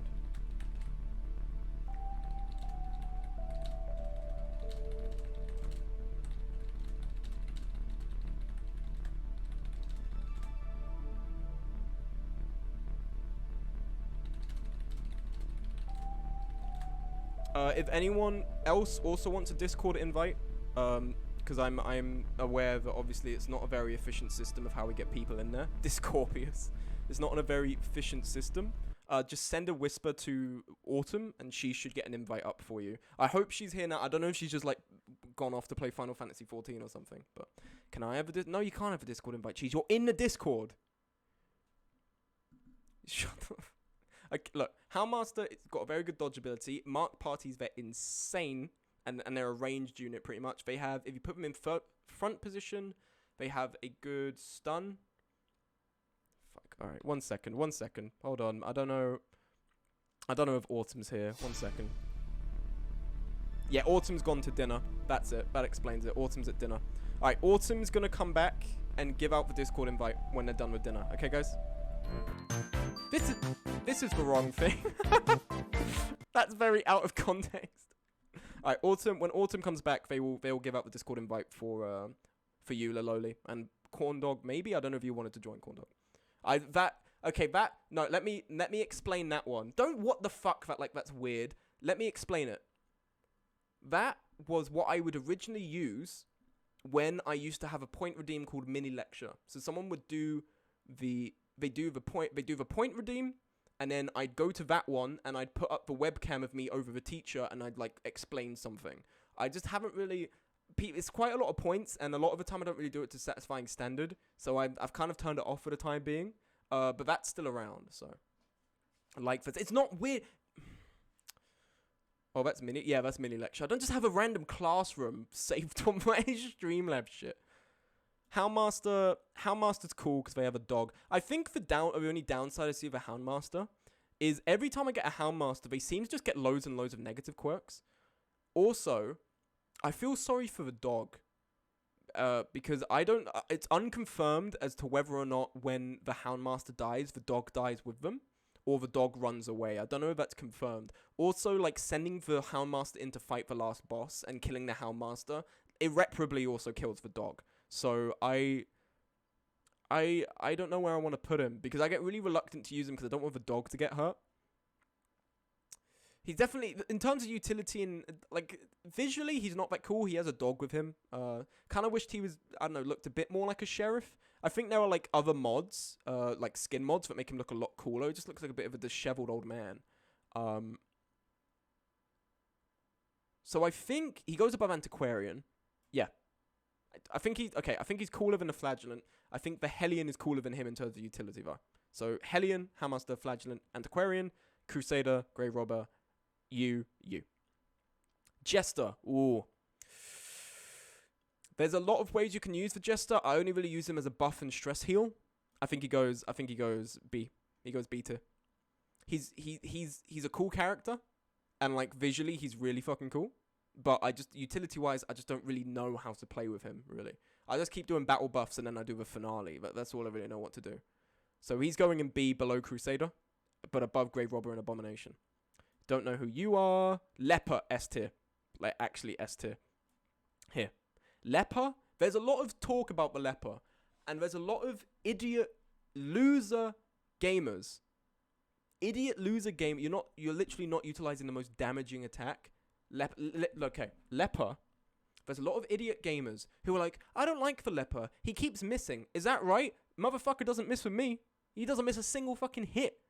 Just get a trinket that buffs his accuracy and he's fine. He's the tank. He's meant to take hits. That's for Skyrim Mask. Is it? Skyrim Mask, dude, is one of the best characters in the game. As a character, he's a badass, and he's suffering from a disease. He's really fucking cool. Why did I say... the way I said it made it sound like suffering from a disease makes you really fucking cool. What I'm trying to say is he's sort of like the beaten up tragic hero, and he's just really fucking cool. Leper, and even when I don't give the Leper accuracy trinkets, he still hits like a truck. The amount of times he does like a single swing and kills someone with a 46 crit in a low-level dungeon, he's insane. Not to mention the skins you get for him are crazy. COVID is cool, Smoke. Put that on a fucking shirt. Leper is insane. Leper, in terms, I think the Leper's better than the Highwayman, purely because I think the Leper is cooler. And I just have a greater proclivity for tanky characters, but the bounty hunter just like does more better. They're more all around and yet simultaneously very focused on doing damage. Leper's more of a tank character that can do a lot of damage if they hit. But for me, they usually always hit. I don't know why people are always complaining about it. You know. Man of Arms. Ooh, Man of Arms. I think top of A. Man of Arms is top of A. Man of Arms is top of A for me. Man of Arms is... If you're using Man of Arms to do damage, you are a fool. Man of Arms is the perfect support unit. You put him in position 2, position 3, maybe even position 4. This guy can do riposte, he can do a buff, he can do another buff, he can do protect as well. If you could literally use this guy to beat not the Flagellant, to beat the Prophet boss so easily. Either the Houndmaster or him, who can just take damage. Like, it's insane. He's really good, and the 2 times I've played D&D, the Man of Arms is literally my point of reference for my character. I have a Tabaxi character, Man of Arms. I have a Dragonborn character, Man of Arms. Like it's Tabaxi, but he's got an eye patch. That's pretty much it. That was actually the origin for when I had the Smug Canid profile picture, but he had the eye patch on. I was like, Man of Arms, I want him with an eye patch. Because I fucking love Man of Arms. He's such a cool character, and he has so many cool skins as well. And he is like, he's not very good at damage. I literally never use his Smug as a cat. I was a cat the whole time. I never use his main damage ability, because his main damage ability just like it doesn't do enough for me. I feel like if you're playing with him as a DPS, he's not very good. I keep using what is this, Overwatch? Like, if you use him as someone to do damage, he's not very good. If you use him as a guard and as someone who's like an active support unit, like a Juggernaut, he's fantastic. And he can be good in position 2 or position 4 or position 3 or position 1. He's just a great unit. I don't put him up in S rank purely because he's very limited to that role. He doesn't really do a lot of damage, and his riposte at best just chips away health rather than actually get kills, like the Highwayman. The Highwayman and the Duchess do so much damage on their riposte attacks. Musketeer, S rank, going in, I think, below Bounty Hunter, but above Leper. The Musketeer is just, I don't know what it is, they're just better than the Arbalest. Visually, they're cooler. Visually, and like, character-wise, they're just better. Although, I don't really like how their motivation to be in, like, the sort of Darkest Dungeon thing is she lost a tournament. I think that's really stupid. As opposed to, like the Hellion got kicked out of their tribe. They've been exiled and have to prove themselves. The Man of Arms is a traumatized veteran of war. The Houndmaster is, the one good cop, and then all the other cops were bad.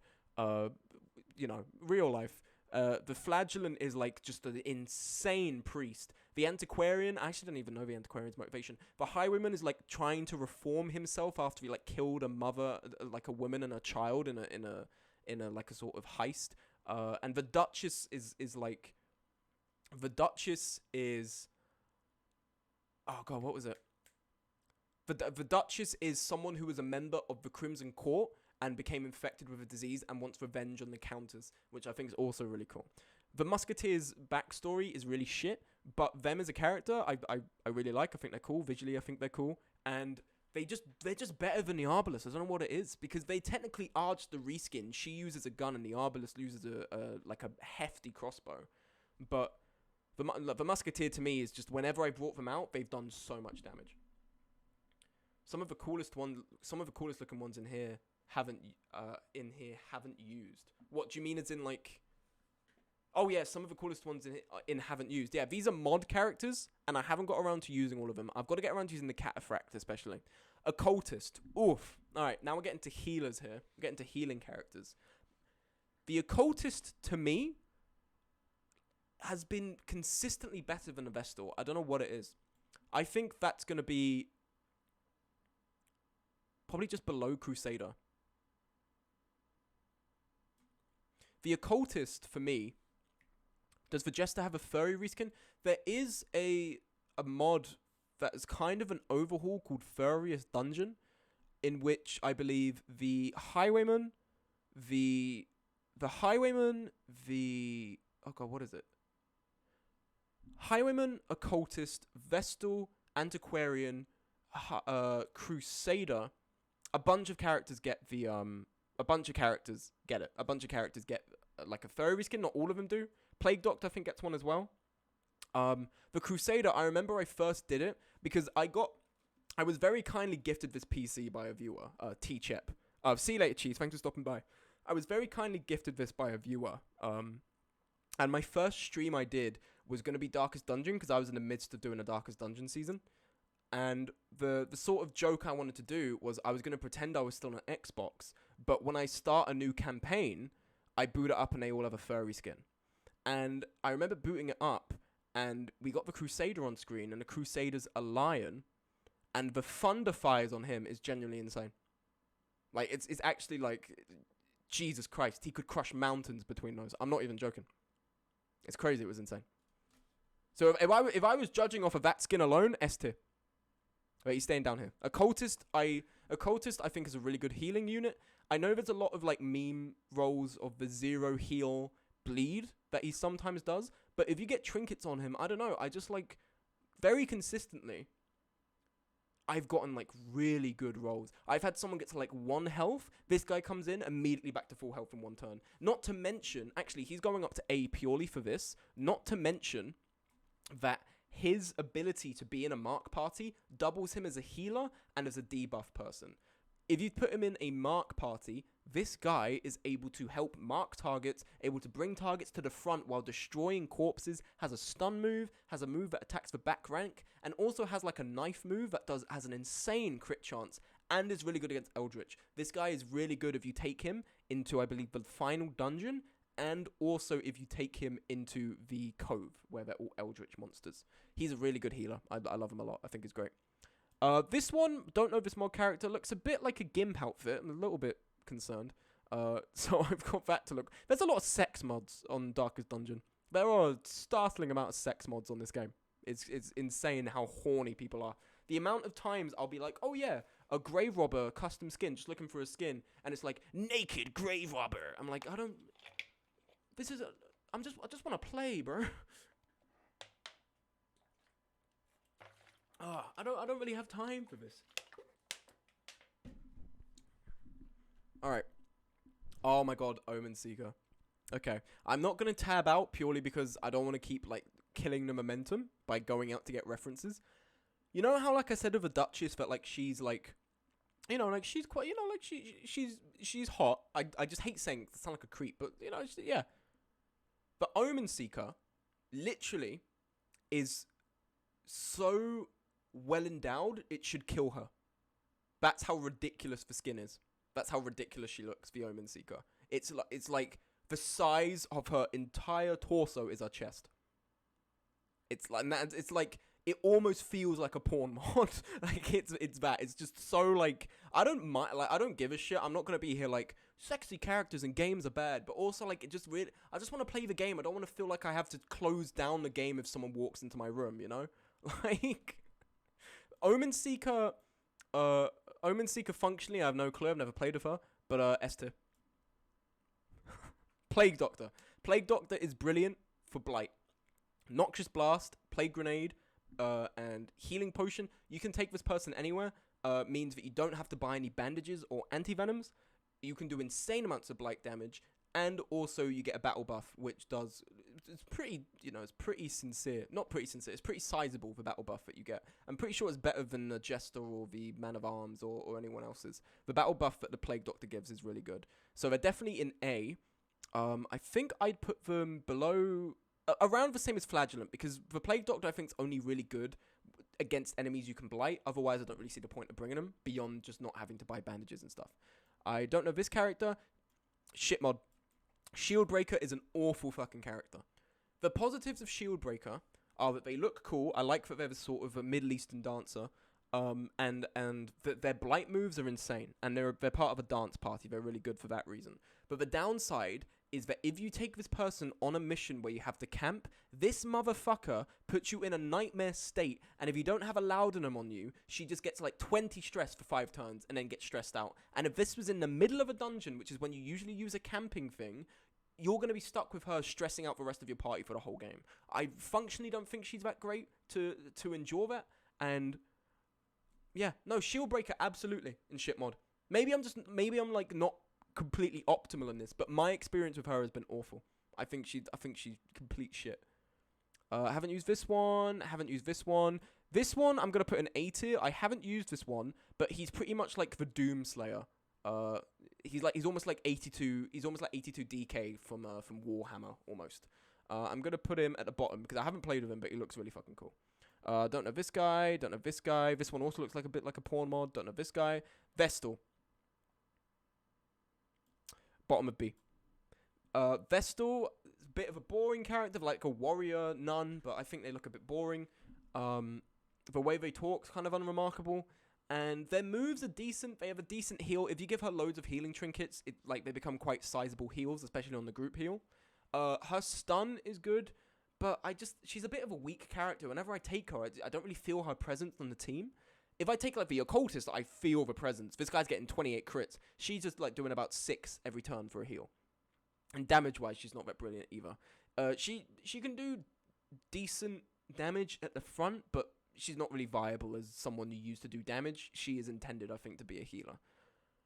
So she's going at the bottom there. She's at the bottom of the B bin there.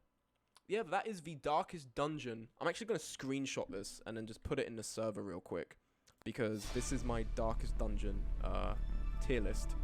I just want to share it in Gamer Mod.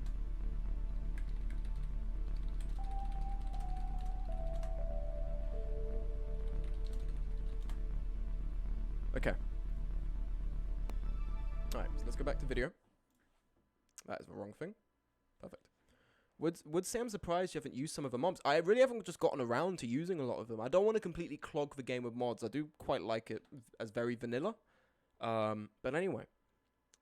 I'm not going to do the Undertale OST one, because I really haven't listened to a lot of them. I think it'll get quite boring. I'll just sort of be putting off a lot of them. The Xbox profile pictures, though.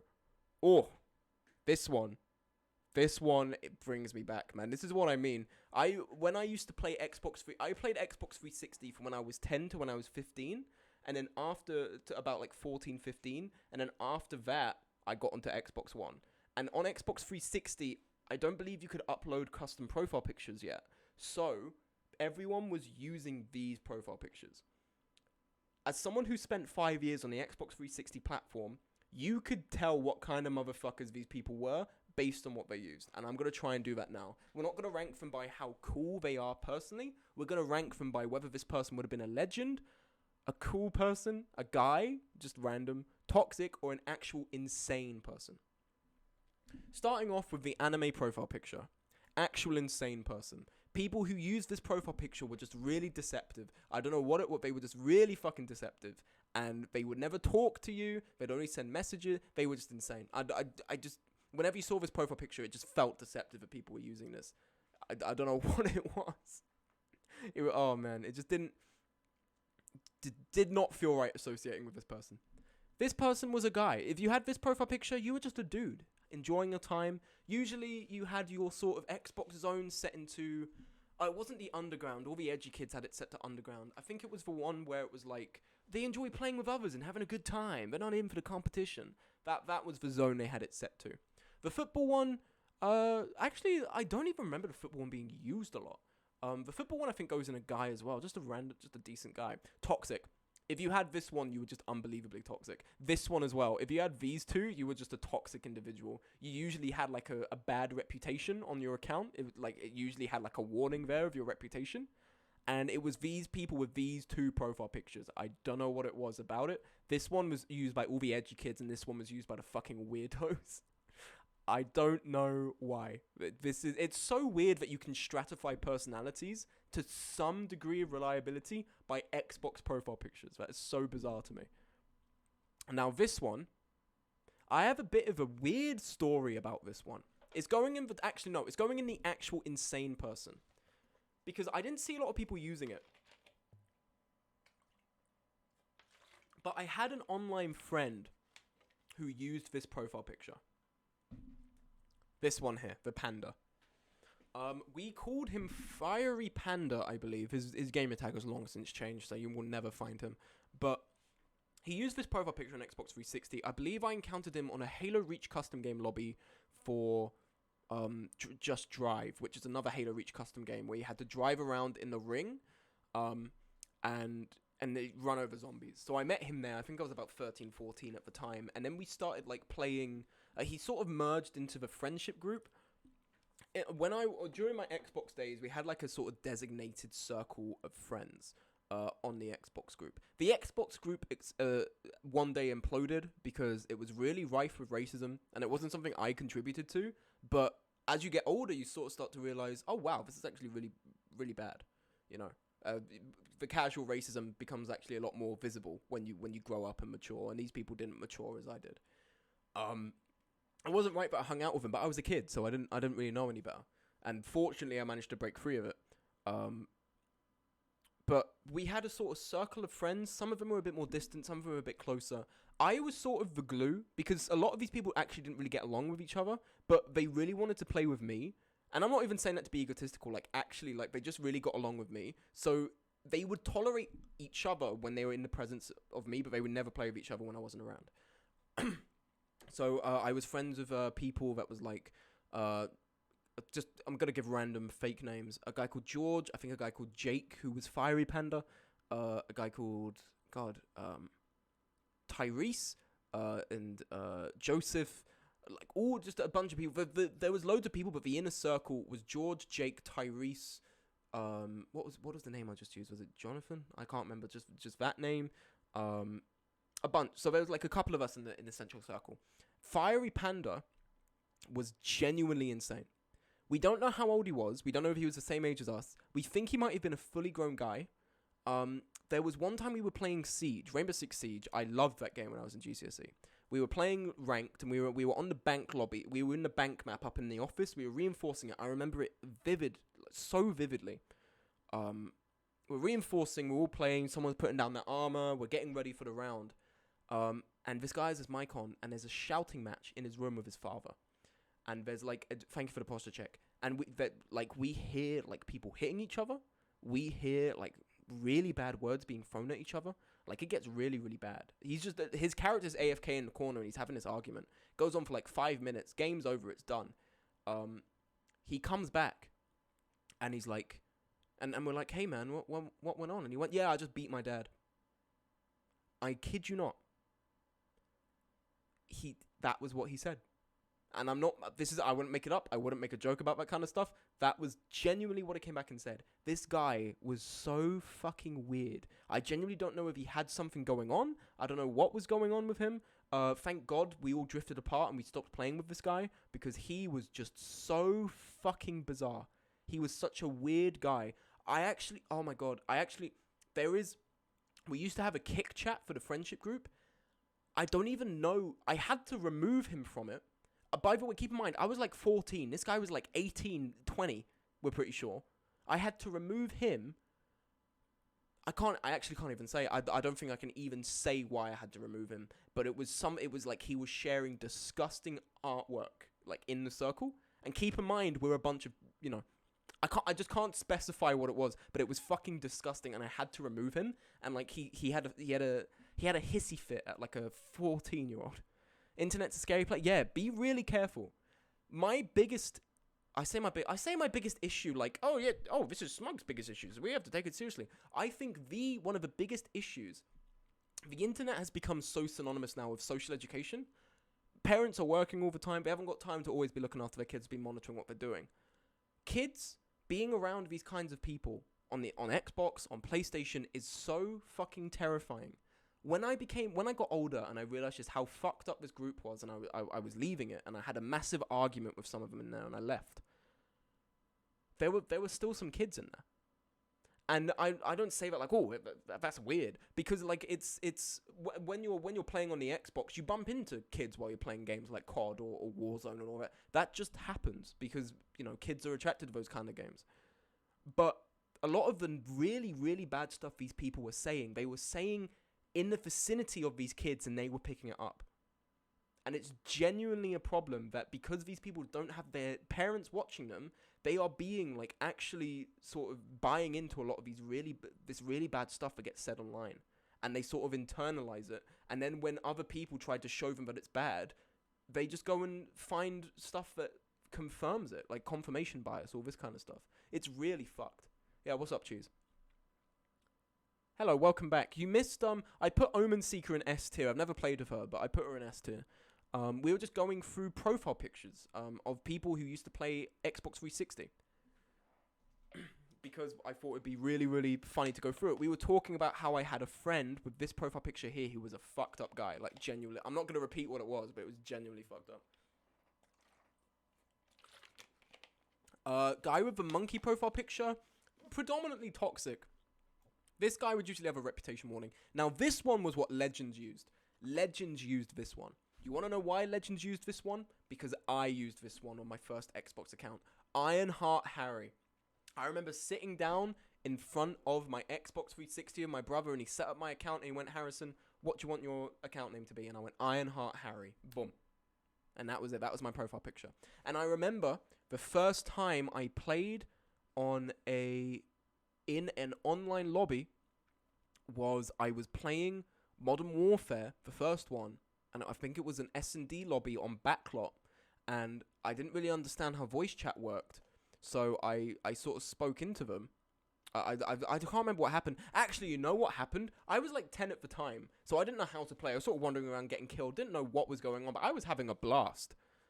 I get sent a message by a guy who sounds like he's 25 telling me to uninstall the game and kill myself. I was 9.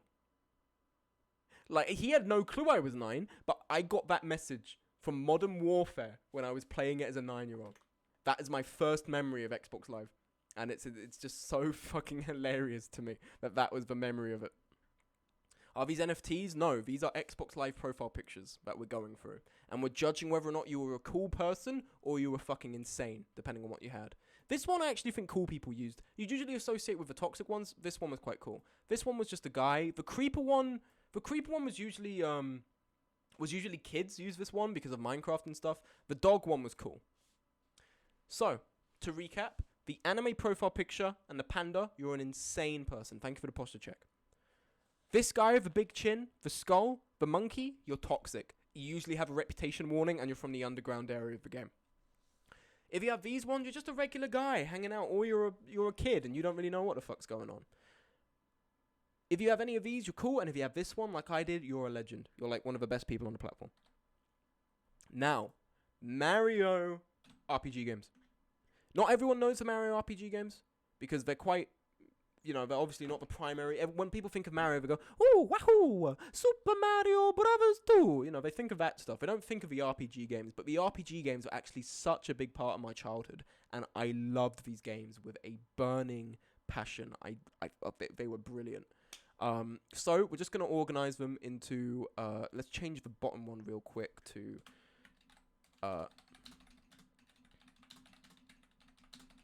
there we go, that one there. And then let's add one below for ones that we haven't played. Oh. There we go.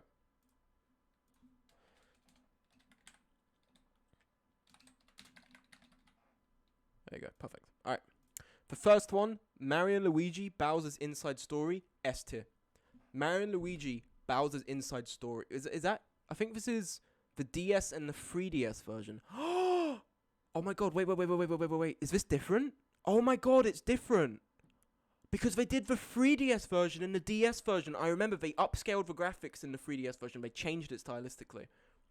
Alright, the DS version was here. The DS version had was a pixel game. It was a lot more charming.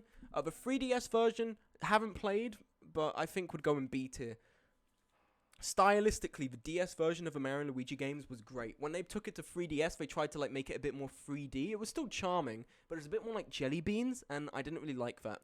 Mario & Luigi Bowser's Inside Story is a fantastic Mario RPG game for the DS. If you have a DS, go on Amazon, try and find an edition of the original DS version of it and play it. I beg you. It's so fucking good. The final boss music is brilliant. The way you play the game, the way this RPG works, it's turn-based, but when enemies attack you, you can actually dodge. A lot of RPGs are like, oh, you take damage and you've got to heal eventually. But in this, you can actually dodge it based on your reaction time and when the attacks are telegraphed. The boss fights are fun. They're different, but oh my god, I fucking love it.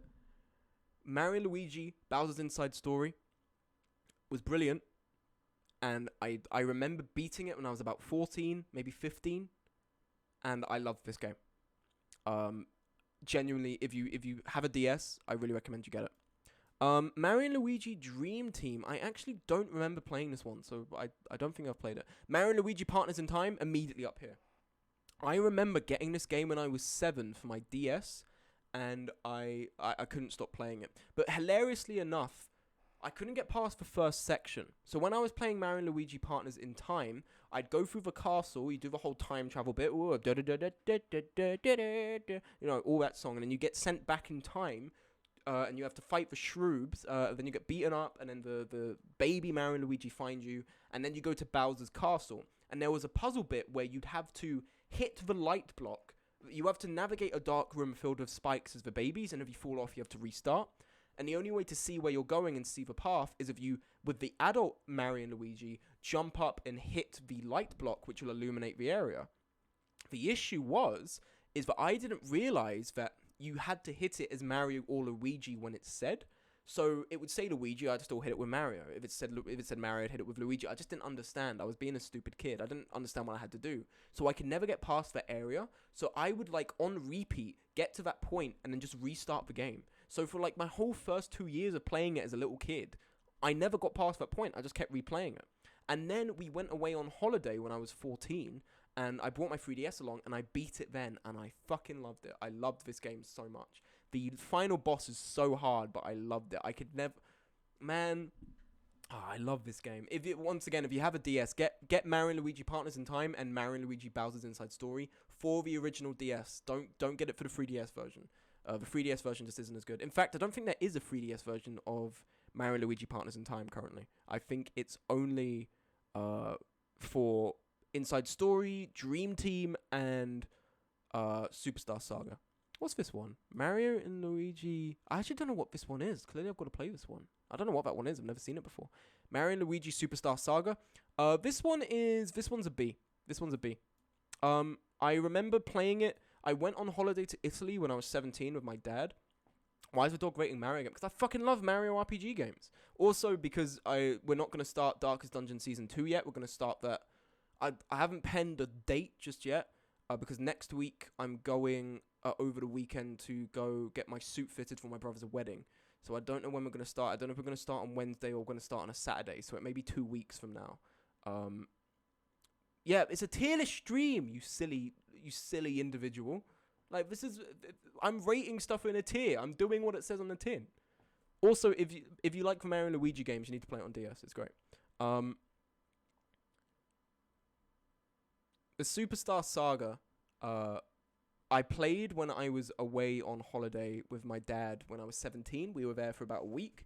And I remember playing it on the plane there, and I just didn't really gel with it. I just couldn't get into the swing of it. With Partners in Time and Bowser's Inside Story, I felt like I was really into it. But when I got into Superstar Saga, I hit a snag where, like, I had to go and find where to go, and I couldn't be asked to do it. It also comes along with a really cool extra game called, I think it's like Goomba's Quest, and it's like a strategy game where you have to build an army, and then you fight an enemy army with differing units, and that was really fun. But it got to a point where I couldn't beat that either, so I honestly had no clue. They had this on the Game Boy? No way! What is this? I don't even know what this is. I haven't played it. I haven't played any of these other ones. I really want to play Paper Mario. I haven't played any of these other ones. Super Animal Royale, but Mario. That'd be fun. Imagine. Super Mario Royale. Well, I think that's already a thing, isn't it? Like, I'm pretty sure that's already a thing. It's like a Super Mario Royale game.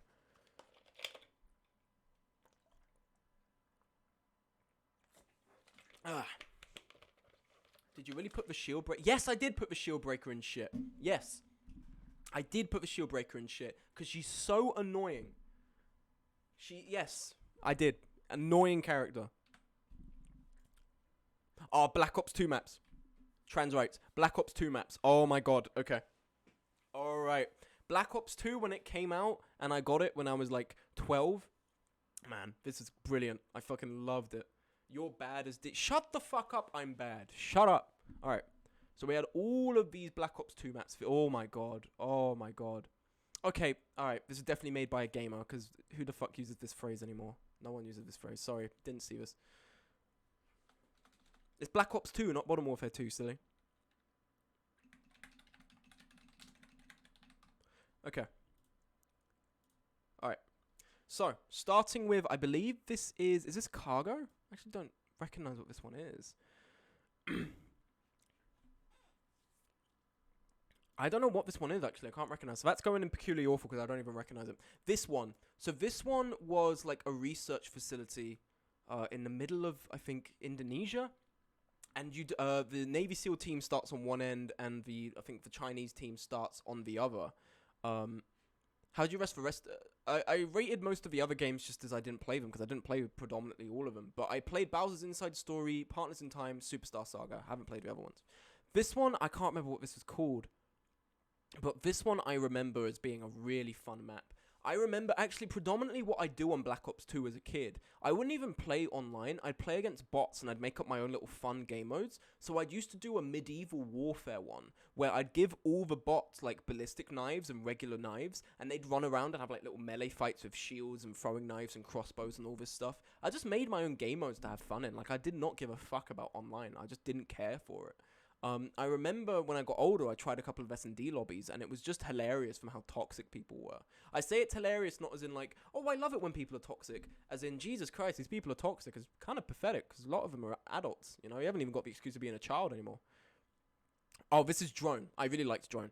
This one, I believe, was Carrier. Carrier was good tier. I remember, it's so weird how I remember the layout. Navy SEALs spawn with there's like a sort of broken slope on one side, and the Chinese team spawn on the flat side on the other. It was sort of a sniper fest, because you could see all the way down from one side to the other, and you had two flanking routes on the left and the right. But yeah, it was good tier. Look, keep in mind, last time I played Black Ops 2, I was like 14, so I don't remember a lot of these maps. But it's weird how I have vivid memories. I have vivid memories of the S&D one. S&D here. This one was like a one in the last one is Frost. When you did, this one here. Yeah, I think this was a DLC one. I never got the DLC for Black Ops 2. This here was like a sort of Middle Eastern map. This one was like this one was because there was sort of like a big main road that people would fight on, but then like they didn't sort of they didn't like overflow. There you go. Overflow. I don't know, it just didn't really gel too well with me. I didn't really like the spawns for it, and also there was like a big main road, and on the left and right was a lot of like sort of indoor fighting. But I don't know, I just wasn't a fan of this map. I just didn't particularly like it. I have some weird, distinct memory of me playing on the insurgent team, walking into one of the buildings and just getting shot, and my guy falling over onto the front. That's the only memory I have of playing that map, and it's really, really peculiar. This one was great. This one, I really like this one. This is great tier. It's gonna go just under. And this one was really funny. I was 14, I was playing, and I think my parents were like just like having like some sort of argument in the room over. So I had like my volume down. And people were talking. I could see people talking, like the little icon would come up on my team, but I couldn't hear them. And because I was a dumb kid, I must have been less than 14 if I did this then. I was some dumb kid, so I was just like, for some reason, I felt the need to keep telling them, I can't hear you, what are you saying? And they keep flaring up and going, but like, oh, but I can't hear you, what are you saying? Da, da, da, da, da. I realized my volume was down, I turned it up, and these guys were just reaming me out. They were laughing at me, making fun of me, all of this stuff, man. And I don't know why that's such a vivid memory with Plaza, but I remember that so well. I think I was running around with a KSG, man. It's so weird that I remember that. It's actually so weird. This map, I feel like this is in the vanilla. I don't remember playing this. Oh, Cargo. Cargo was Cargo was It goes here. No, I haven't really got much to say about that. This one, Aftermath, God tier. I loved Aftermath. I thought Aftermath was great. Especially playing against bots, I loved Aftermath. I was really obsessed with just making, like, bot loadouts and, like, just giving them, like... I think what I love about games is when they have set classes and loadouts. So I would make it that the bots would have to play as a certain class. So, oh, this is the shotgunner. This is this. I think I tried to make Star Wars Battlefront in this game. Like, so you had the guy with a rifle, guy with a shotgun. Spent my childhood speedrunning Nokia games, really? What's all this? Corndog is here like a fucking old man. Like, all of it. Oh, Black Ops 2, Halo, Mario. I was here, like, having fun in a cardboard box and a stick. Corndog was just like, Nintendo? I had a fucking pair of shoes that had been blown off by a landmine, so I only had half of them, so I can make one shoe out of them. You're younger. Oh yeah, that's fair enough. Wait, but no. If you were younger than me, you have like more younger people have access to like I don't know if I want to say this because I feel like I'm treating you like a baby now. I was going to be like, you have Fortnite. But that's predominantly played by babies, isn't it now? But it's like, no, gaming and like digital sort of entertainment has only widened for kids now. Like for me, and I'm going to sound like a boomer when I'm talking about this. Like for me, when I was a kid, I had limited time on the Nintendo and like the Xbox and the Wii.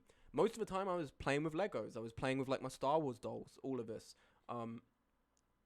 Like a lot of like now when I go out to dinner with family, I see kids that are constantly on the phone or constantly on the Nintendo, and like gaming's fun, but you really do have to take breaks. Like it's really like kids should not be obsessing about this. I mean it. Like I really don't think it's all right that kids are constantly on this all the time. I feel like there needs to be more sort of parental play. There needs to be more parental input. And I think because digital technology has become so prevalent in current society, it's very easy for like parents, and it's not always to blame because they're usually so busy with stuff to do to support the family. They just like toss an iPad at them for 2 hours and then just do what the fuck ever. I don't think that's always great. There needs to be time when like the family actually spends time together. That's how I was raised. I like to think I was raised to be quite well adjusted. Like on this stream, you can say I'm like a deranged, insane individual, but like in the real world, I think like I'm quite like a well adjusted person as a result of like how I was raised with play and all this kind of stuff. I don't know. I feel like if you just grow up purely on digital technology, you don't really know how to appreciate anything else. But I don't know. I'm not a dad, so I won't know. I don't remember this map. This one, ooh, I love this one. This was great tier. This is above both of these. This one was really fun. I just remember this one really vividly, and I don't know why. This one was no, not Yemen. It wasn't Yemen. It was one of a crashed plane from I think the campaign. Smug is well adjusted to being an asshole. Can you whisper a Discord invite to Laloli and Corndog, please? Make sure it's single use because we don't want someone sending this to a forum again, do we? Because that was really funny when I did it. Oh, you did it already? Wow, look at you being a moderator doing your job. That's crazy, Autumn. What is this, like the first time you've done your job? Sorry, I'm being a dickhead. My bad. Don't remember this map. Nuketown. Oh, yeah. At the top. Nuketown. I didn't care about playing this online, but Nuketown against friends was really funny. Nuketown against friends when you were playing like 1v1. I've showed photos on Discord of my mate called Patrick, or like when he came round to my uni, and like shown like videos of him being an idiot. Whenever he came to do sleepovers at my house, we would always play Nuketown against one another. He is like unbelievably good at quick scoping and sniper stuff. Because I think so many people from our high school spent like their time after school on Black Ops. Just like getting, he's cooler than you. Look at him. He's got the hair. He's got everything. He is cooler than me. Notification tab broken. And what happened? Did something happen? Suing Twitch. What happened? There was a notification? Where? Corndog just making shit up. How dare you? How dare you, Corndog? Just making shit up now to distract me from my stream. What's it? I didn't play this one. This is another DLC. This is another DLC. This one, Nuclear. Nuclear was good. Nuclear was a good map. Thank you for hydrate. My throat is actually killing me.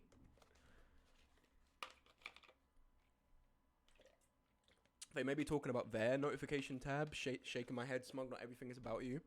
That's bullshit. Everything is about me. Do you not understand that when I go to bed, the world actually disappears? When I close my eyes and I go unconscious, you guys cease existing. Like, you guys stop. You don't realize because, you guys pretty much, like, die and then you come back to life when I wake up. Literally, guys, if I die,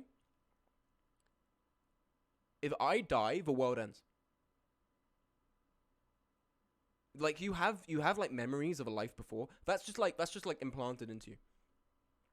I am the only person. Nuclear, not nuclear or whatever. Autumn coming in to like lecture me on pronunciation. No one cares. Smug, you're so dense you could be considered a planet. Okay, shut up. Nuclear. I don't care about the pronunciation. Nuclear is a cool map. I just also have memories of getting killed on S&D here.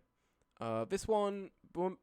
This one, boom. These are all DLCs. Yemen was, I don't think any of the maps were bad. I think some of them were just like, subjectively, I didn't really enjoy. I think this one was good. Bottom of good. Mother Base one, looking one, don't remember that. Standoff, God tier. Standoff was God tier. Standoff was where you did all the custom games. It's where you did all of the bot matches. Standoff was the best one. Yemen, more like no men. What about yeah, women, am I right? Put it there. So progressive. The paintball one was a DLC one. They brought out so much DLC for this game. This one, the Express. Express's bottom are good. This one, oh no, I remember this one. This one's actually in the game. I remember this. No wonder you suck. You like Standoff is a brilliant map. You're a dickhead. You're a dickhead if you don't like Standoff. You're actually a loser. The biggest loser on the planet. I feel like this one is in the original game. But I get I think the rest of these are DLC maps. Pretty sure the rest of these are DLC. Where's Hijacked? Where's Hijacked? Is Hijacked not on here? Where the fuck is Hijacked? Hijacked was like the sort of cruise ship. Is that not here? Do we actually not have a Hijacked? Oh, no, that's not Hijacked. Do we actually not have a Hijacked in a Black Ops 2 tier list map? Are you kidding me? Hijacked was like one of the best maps. Are you kidding? Alright. That's a pain that we don't have that. That's really bad. Yeah, it's not here. I don't see it. That's really bad. Man, that sucks. I was gonna put that in God tier, and I had a story about that as well. Hijacked was like the really good map that was the yacht that had an underground section, an overground, and then like the sort of two buildings that snipers would fight between. And I remember what we do, me and my friends, on Xbox. For some reason, I was the game maker. I made up all the games that we'd play. What we did, we formed one team, filled the other team with loads and loads of veteran bots. And we'd do our own version of Rainbow Six Siege, because none of us could afford it at the time. So we'd go into one of these sort of buildings, or one of the rooms on the map of Hijacked, fortify it with loads of placed ballistic shields, trophy systems, landmines, all this stuff. And we'd have to defend the room from the bots. So we just pretty much played our own version of Rainbow Six Siege. And it was really fun. Arguably more fun than the bot mode in the actual Rainbow Six Siege. So that is quite peculiar, as the kids say. Video games tier list. This is to look up stuff. How long have we been doing this? 2 hours. Okay, interesting. I feel like we can do the Pokemon one is gonna be way too long. It's gonna be way too long. There's no way we do this. What is there any tier list you guys want to see me do? Because I can look it up real quick.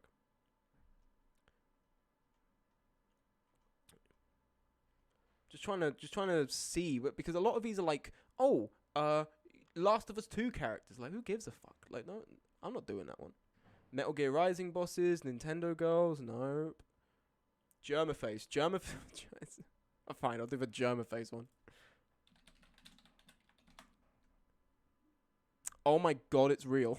Oh my god, it's real. Oh my god, it's real. Oh, it's real. Alright, we've got to edit this. Oh.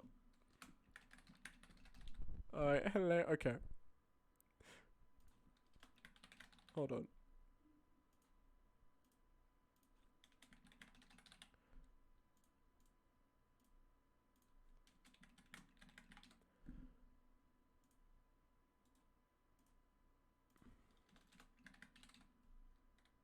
Okay, so we're gonna rate these based on how. Okay, there we go, perfect. Alright. Hilarious, funny, amusing, a face, ugly, and get the fuck away from me. The first one is ugly. He looks like an old man. He looks like the racist old man with a flat cap you'd see in like a corner store. Why is his nose and his chin? Oh my god. Oh my god. This one is just a face. Like, I'm not really too intimidated by that. This one is like, get the fuck away from me. This guy is like violent. Like, he looks like he's about to beat me up in a bathroom. What is this? Is that his fucking high school photo? This isn't real. This man actually isn't real. How does he know? I've just seen the chin.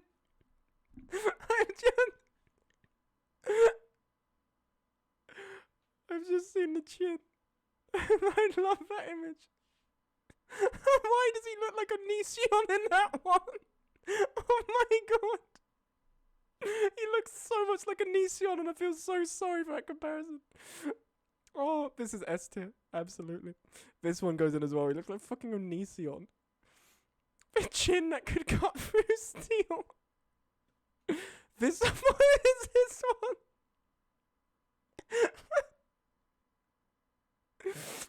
Oh, this one goes here. He's just doing his teeth, so that's just a face. Oh my god, he's bald!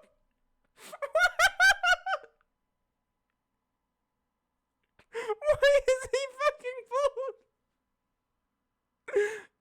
Why is he bald?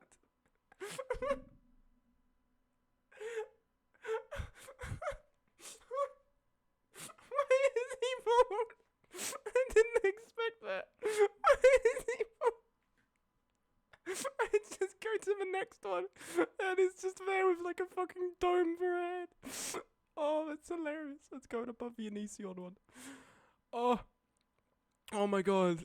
That actually killed me. It's one of the burger. Why does he look so scared? Why does he look so terrified? It's going in funny. Oh my god.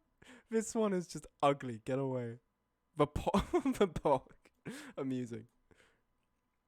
This one is the kind of people you get in the city at fucking at 4 a.m. in the morning, like you're walking back from a club. These are the kind of people. Did I tell you about this guy, by the way, coming back from the club? This guy, we were walking back from Burger King to get the bus. This guy comes up to us, and these people, they're just trying to like actually nick your money, like not even because they need it. This guy wasn't even like, oh, he's homeless and he needs it. Like, I'm not one of those people who's like, oh, don't give a homeless money, don't give him money.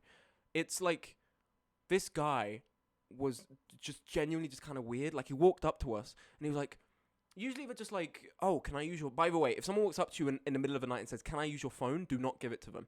You give it to them, they're going to run off with it into the night. You're never going to see it again. So the best thing you can do is be like, oh, I don't have my phone. Sorry, man. So... I'm just looking at some of these faces. I'm trying to talk about this one here. Hold on, wait. Hold on. Let me zoom in. Zoom. There we go. Okay. Perfect. All right. Oh my god, this is so bad that I'm zoomed in. Okay, so I'm just seeing what's the one on the far right? No, stop it. Okay. So he walks past, and usually they just open with, can I use your phone? Do you have any money? This guy goes, hey, sorry guys, listen, I'm very self-conscious right now, and I'm really into slam poetry. Can I read some slam poetry to you? 4 a.m. What the fuck? Like, this is the kind of, can I read you some slam poetry? I'm very like, what the fuck? This one is just, he's eating a shoe. He looks like he's really enjoying it. That's quite amusing. Put that one there. Just a guy on LSD. Oh my god, what is this? What is this? Get the fuck away from me. Like, actually get the fuck away from me. He built like the DreamWorks moon. This one's hilarious. I love this one. Oh, this is infamous. This is the one that gave him like genuine dysphoria for like 20 years. What, this one? This is from the Thing stream.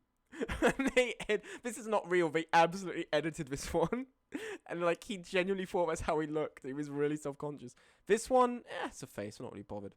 Face, I'm not really bothered. The clown one, amusing. Pretty amusing, you know? I think that's quite funny. Oh, this one's going up here, because this is the one where, so I remember this. This is one where someone said you have mustache hair, and like then he cropped it in the stream, and then he started laughing so hard. This is really good. S tier goes here. This is hilarious. This goes above the chin for me, mustache hair. Oh, this is Germania. This is Germania Germa. This is just a face, but it's very prestigious, so it goes at the top of there. This one. Who's at the bottom? Is that Willem Dafoe? Who is that? Who the fuck is that? Who's the chin? His face is so long. This is like a horror antagonist. Willem Dafoe. Willem Dafoe. Willem the Germ. Okay, Willem, he's pretty funny. He goes up here.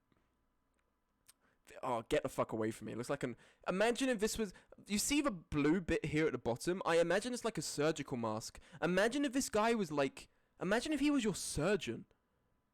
I wouldn't trust this guy. This one's hilarious. This one's funny. This one's at least amusing. Why is he so downtrodden? Come on, Germa, cheer up, man. This one's ugly. Why he looks so distraught? I remember this. Isn't this like where he kissed the whiteboard and he like drew on his lips and he kissed the whiteboard? Is that the? I love this image. This one's going up immediately. The chin too. I love this one. This goes second place. This is so like.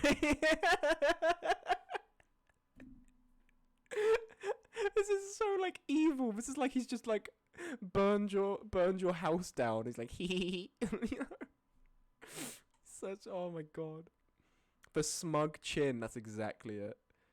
This is a face, but I'd say it's up here. This is also a face. This one isn't very amusing. The chin that can hold an army. This one is get the fuck away from me. He looks very aggressive, very out of his mind. Don't know what's going on. Oh my god! What is this, Mandela catalogue? What the fuck is this? This is like where they're like showing the comparison for the types of like man.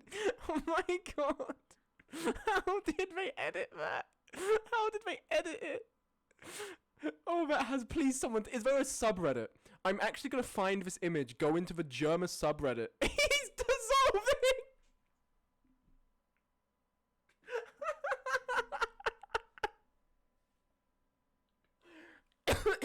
He's dissolving. Oh, please get a clear shot of him. He's dissolving, killed me. It's like a fucking, like a piece of candy you've dipped in water. It's like starting to crumble. I can just, sorry, I just keep laughing because I can envisage a noise he makes. He goes like, oh!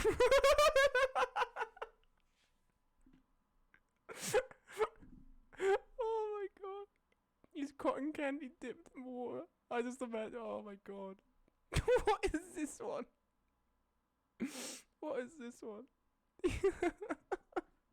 Oh, this is another pog, but it's kind of just a face. I'm not really bothered by this. Oh, this one is hilarious. This is when he did the I think the Queen song. This one goes next to the moustache. That's just ugly. Bro, they fucking Walton files him. Genuinely. Oh my, what the fuck is this? What is this?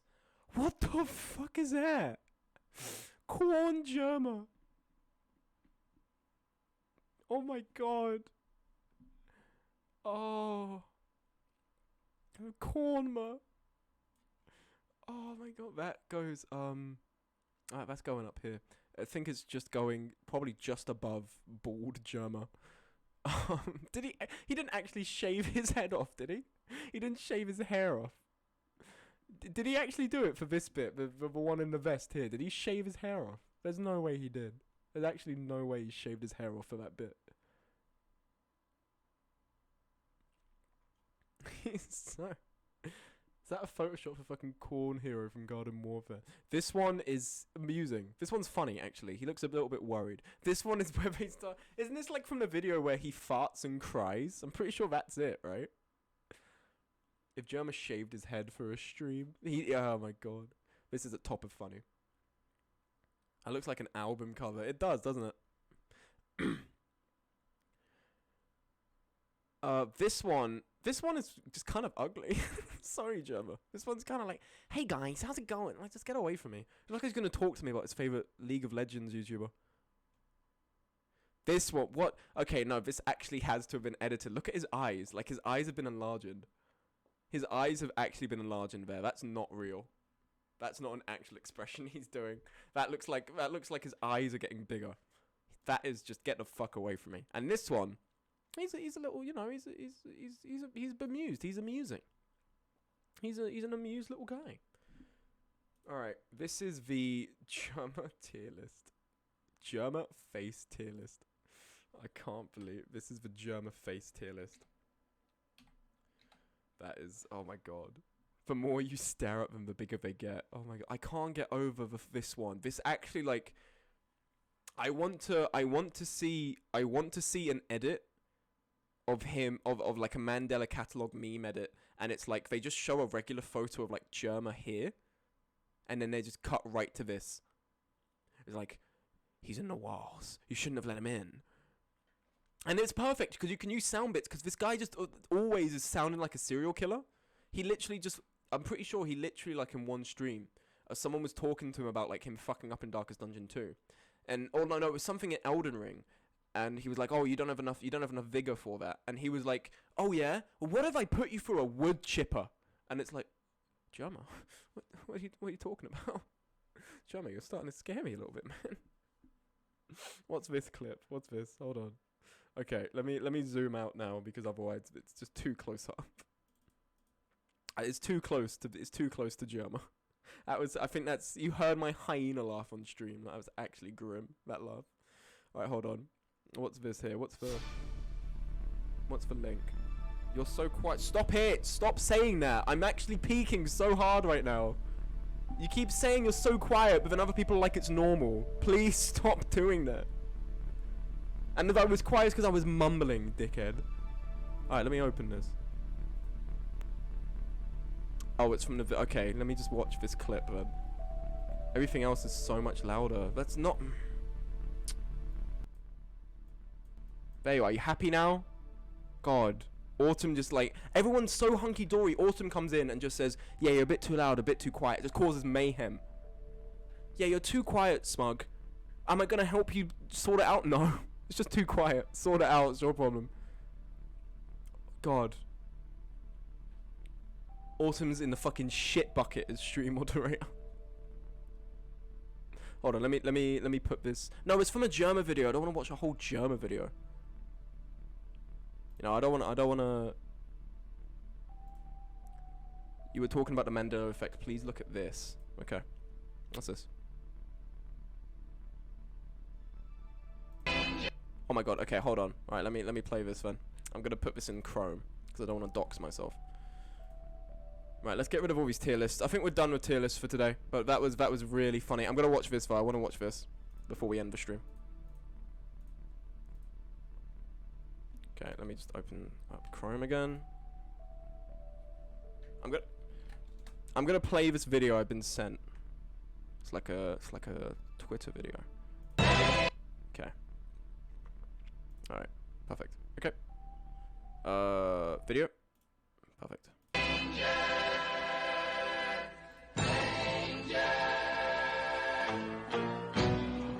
What the fuck?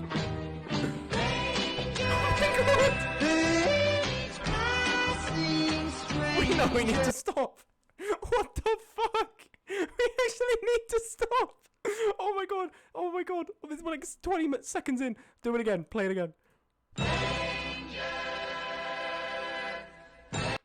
Right, this is fine. We know this face.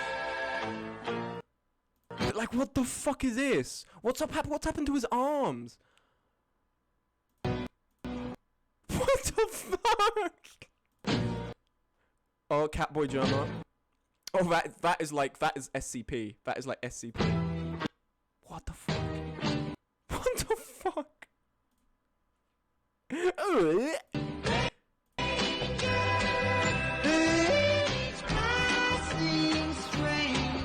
This is so funny. Why do you always make me want you so?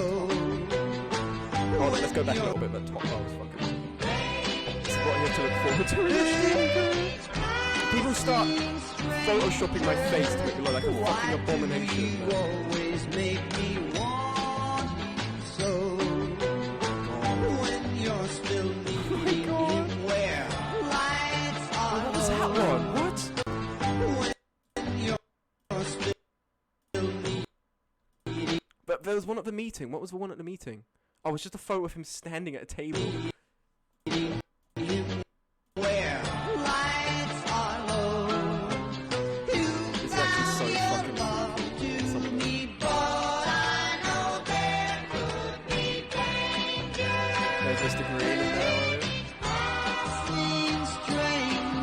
What the fuck?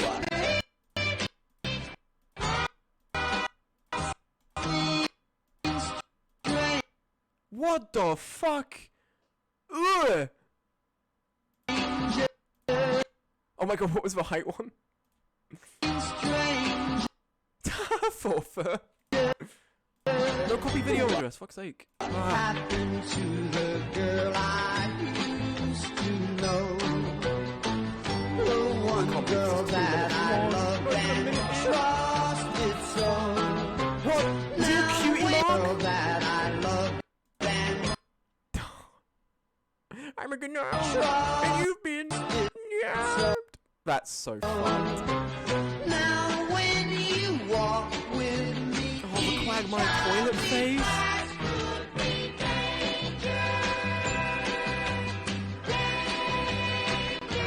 What was the one that Frozen?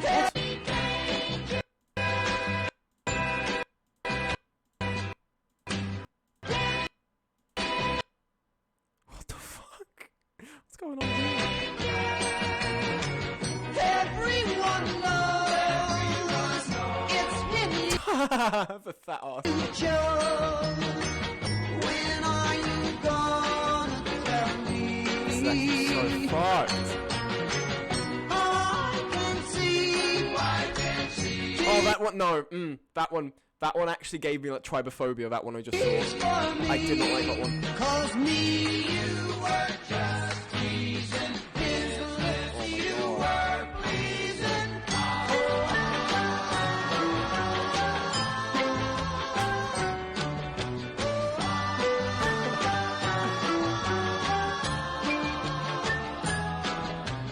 You found your love to me. Hold on.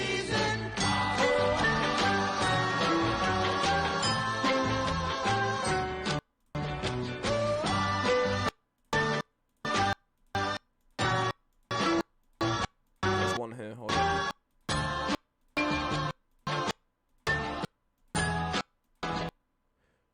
This one.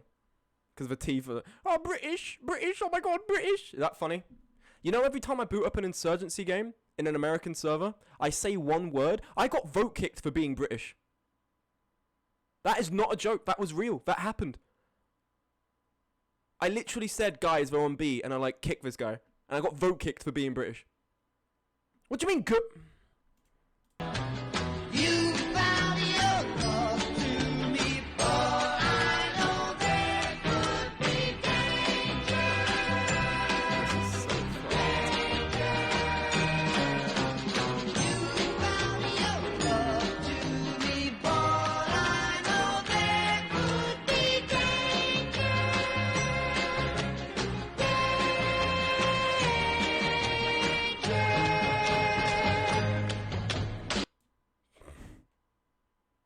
That was really good.